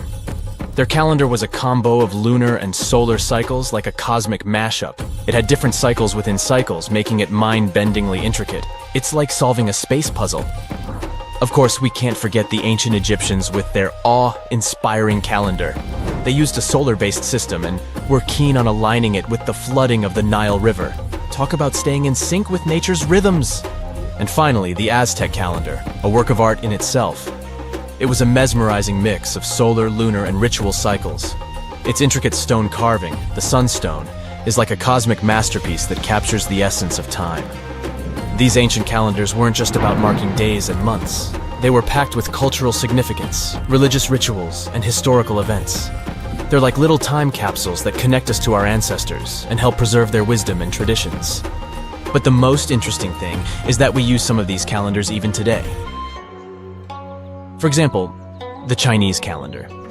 This one has been around for centuries, guiding Chinese festivities and traditions. You see, instead of following just the sun like our regular calendars, the Chinese calendar pays close attention to the moon's dance in the sky. Each month begins with a new moon and has its own special vibe, and the year has 12 lunar months. But here's the twist. The lunar months don't always match up perfectly with our regular year. So every now and then, the Chinese calendar adds an extra month to stay in sync with the seasons. It's like a surprise encore. Now, let's meet the zodiac animals, the real stars of the show. Each year in the Chinese calendar is assigned a zodiac animal, and it's like assembling a fabulous animal posse. There are 12 zodiac animals, like a wild and wonderful crew. You've got the clever rat, the brave tiger, the graceful dragon, and more. So if you're born in a certain year, you're said to have the traits of that zodiac animal. Imagine having a monkey or a tiger as your time mascot. But how does the calendar decide which animal gets the spotlight each year? Well, legend has it that there was a grand race among the animals. The clever rat hitched a ride on the ox's back and won the race by jumping off at the finish line. And that's why the rat gets to kickstart the zodiac cycle. So let's go over this cycle. Do you know the year of which animal you were born? Simply Google it and let's take a look at the animals. See if you have any of these traits. Once the smart rat has had its moment in the spotlight, the mighty ox charges in next. The ox is known for its hard work and determination, like the dependable and strong-willed friend who always has your back. After the ox, the fearless tiger pounces onto the scene. With its majestic stripes and fierce gaze, the tiger brings a burst of excitement and adventure. It's a daring feline friend ready to explore the world with you. Following the tiger's roar, the crafty rabbit hops into view. Picture a fluffy and adorable bunny, always ready to bring sweetness and harmony. The rabbit adds a touch of gentleness and creativity to the zodiac parade, like a gentle breeze on a spring day. Next up, the bold and fiery dragon. This legendary creature takes the stage with its majestic presence and mythical powers. It's like a friend with a mystical vibe, who's just filling the air with magic and awe. After the dragons, the wise and intuitive snake slithers into the play. This serpentine friend brings wisdom and insight, like a guide navigating the twists and turns of life. It's always great to have a sneaky and clever confidant on your side. Next one is the lively and playful horse. Imagine the wind in your hair while you're riding a horse in a clear field. A horse person may have an adventurous spirit, always ready for a thrilling journey. Then, the graceful and elegant sheep. With its gentle nature and nurturing spirit, the sheep brings peace and harmony to the zodiac. It's a caring friend to lean on in times of need. Following the sheep, the mischievous monkey swings into action. This lively and clever prankster adds a dose of fun and laughter to the party. It's a playful buddy who can turn any dull moment into a wild adventure. After the monkey, the proud and confident rooster struts its stuff. It's a magnificent bird, The rooster brings confidence and assertiveness to the zodiac crew, like a natural-born leader. Next, it's time for the loyal and diligent dog to wag its tail. This faithful friend brings loyalty, honesty, and a whole lot of love to the zodiac family. Dogs are known to be trusty companions who always stay by your side. And finally, we have the wise and gentle pig, with its cute snout and contented oinks. The pig embodies generosity, kindness, and abundance. It's a buddy who knows how to appreciate the good things in life and brings joy wherever it goes. And there you have it, the Zodiac Animal Parade in all its glory. The Chinese calendar also has a yin-yang twist. It pairs each zodiac animal with one of 5 elements: wood, fire, earth, metal, or water. This brings even more personality to the mix.